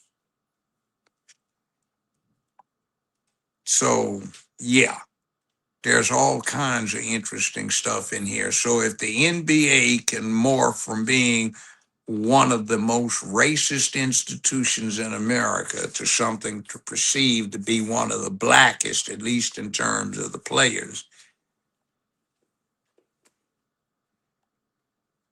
And as far as the people talking about, we need a new, no, be kind of hard to come up with a better instrument. Back to the NBA again, the NBA rule book has not changed substantially since 1946 when the Lakers hired Don Barksdale.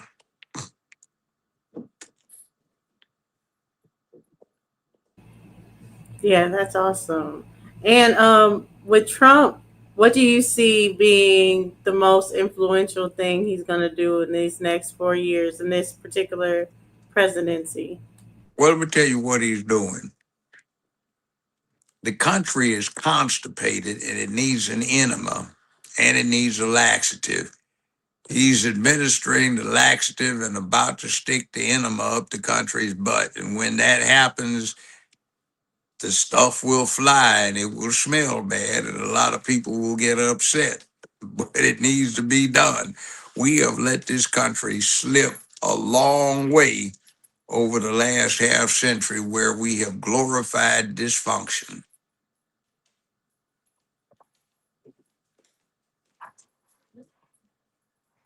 That I definitely agree with. Well, thank you again, Judge Joe Brown. Thank you, everybody, for coming through and listening. Bad Saint, thank you. Trip, Darius, Jeremiah, Milestones, David. Thank you guys so much for tuning in. We definitely gonna have to do a round two, Judge Joe Brown, with everything that's going on. I'm sure we'll have some new people, maybe some Democrats going to jail.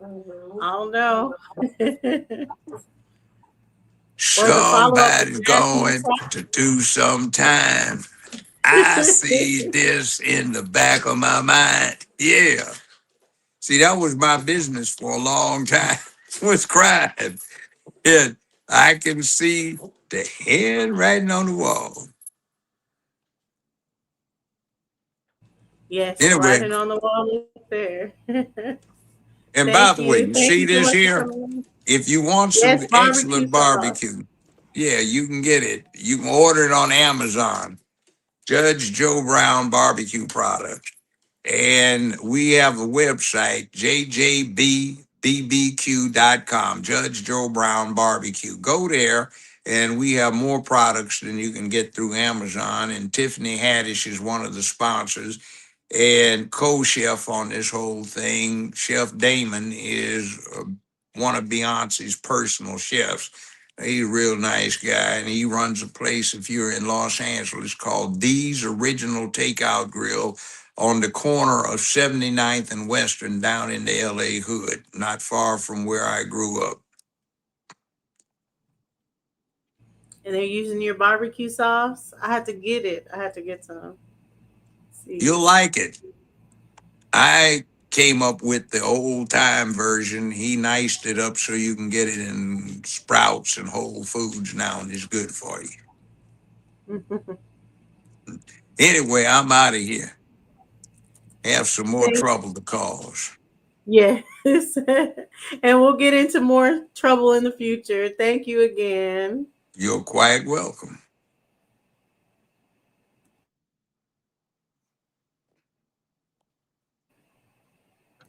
So everybody, I'm getting the link. I'm going to put that in the chat for you guys. Judge Joe Brown barbecue sauce. Like he said, you can get that from Amazon as well or his website. Give me a second.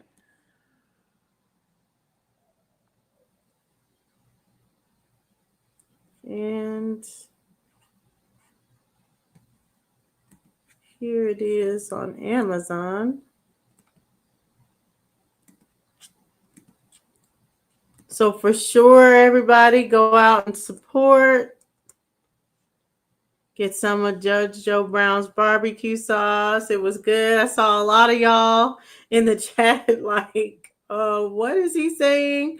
But I'm familiar with Judge Joe Brown. He already knows how we are, that we're Indian and everything like that. He's never really agreed. So it's something I always know when talking to him. But I think he's very interesting in some of the stuff he said. And you got to read between the lines. Like he said, we're African, but African doing anything, African descent helping us at all. So it's like, what's the purpose? But yeah, so I'm not seeing the JJBBQ, but y'all check it out as far as on Amazon. He definitely dropped some jewels, yes, that we can read between the lines. So that's why I like having him on. And I thank everybody that came out and was listening. I think I saw DZ, Big Chief in the chat, Aton, of course. Let's see. Think I already said Darius, Iceberg. Thank you coming out. Zay, thank you for coming out. But I'm going to go ahead and close this one now. Hey, Mike. And we'll be looking forward to it again the next time we have Judge Joe Brown on. Let me know some questions or some things y'all want to know. We can definitely get that in. And any kind of suggestions or things y'all want to see in the future, be sure to leave a comment. Comments definitely help, and we can definitely build for what y'all want to see. So thank you guys, and you have a wonderful evening. Thank you, Navi. Thank you for coming through. Thank you. Salute, Anthony, David, Jeremiah, of course. Thank you. And one day you're going to have to come out of retirement, Jeremiah. But peace, guys. Have a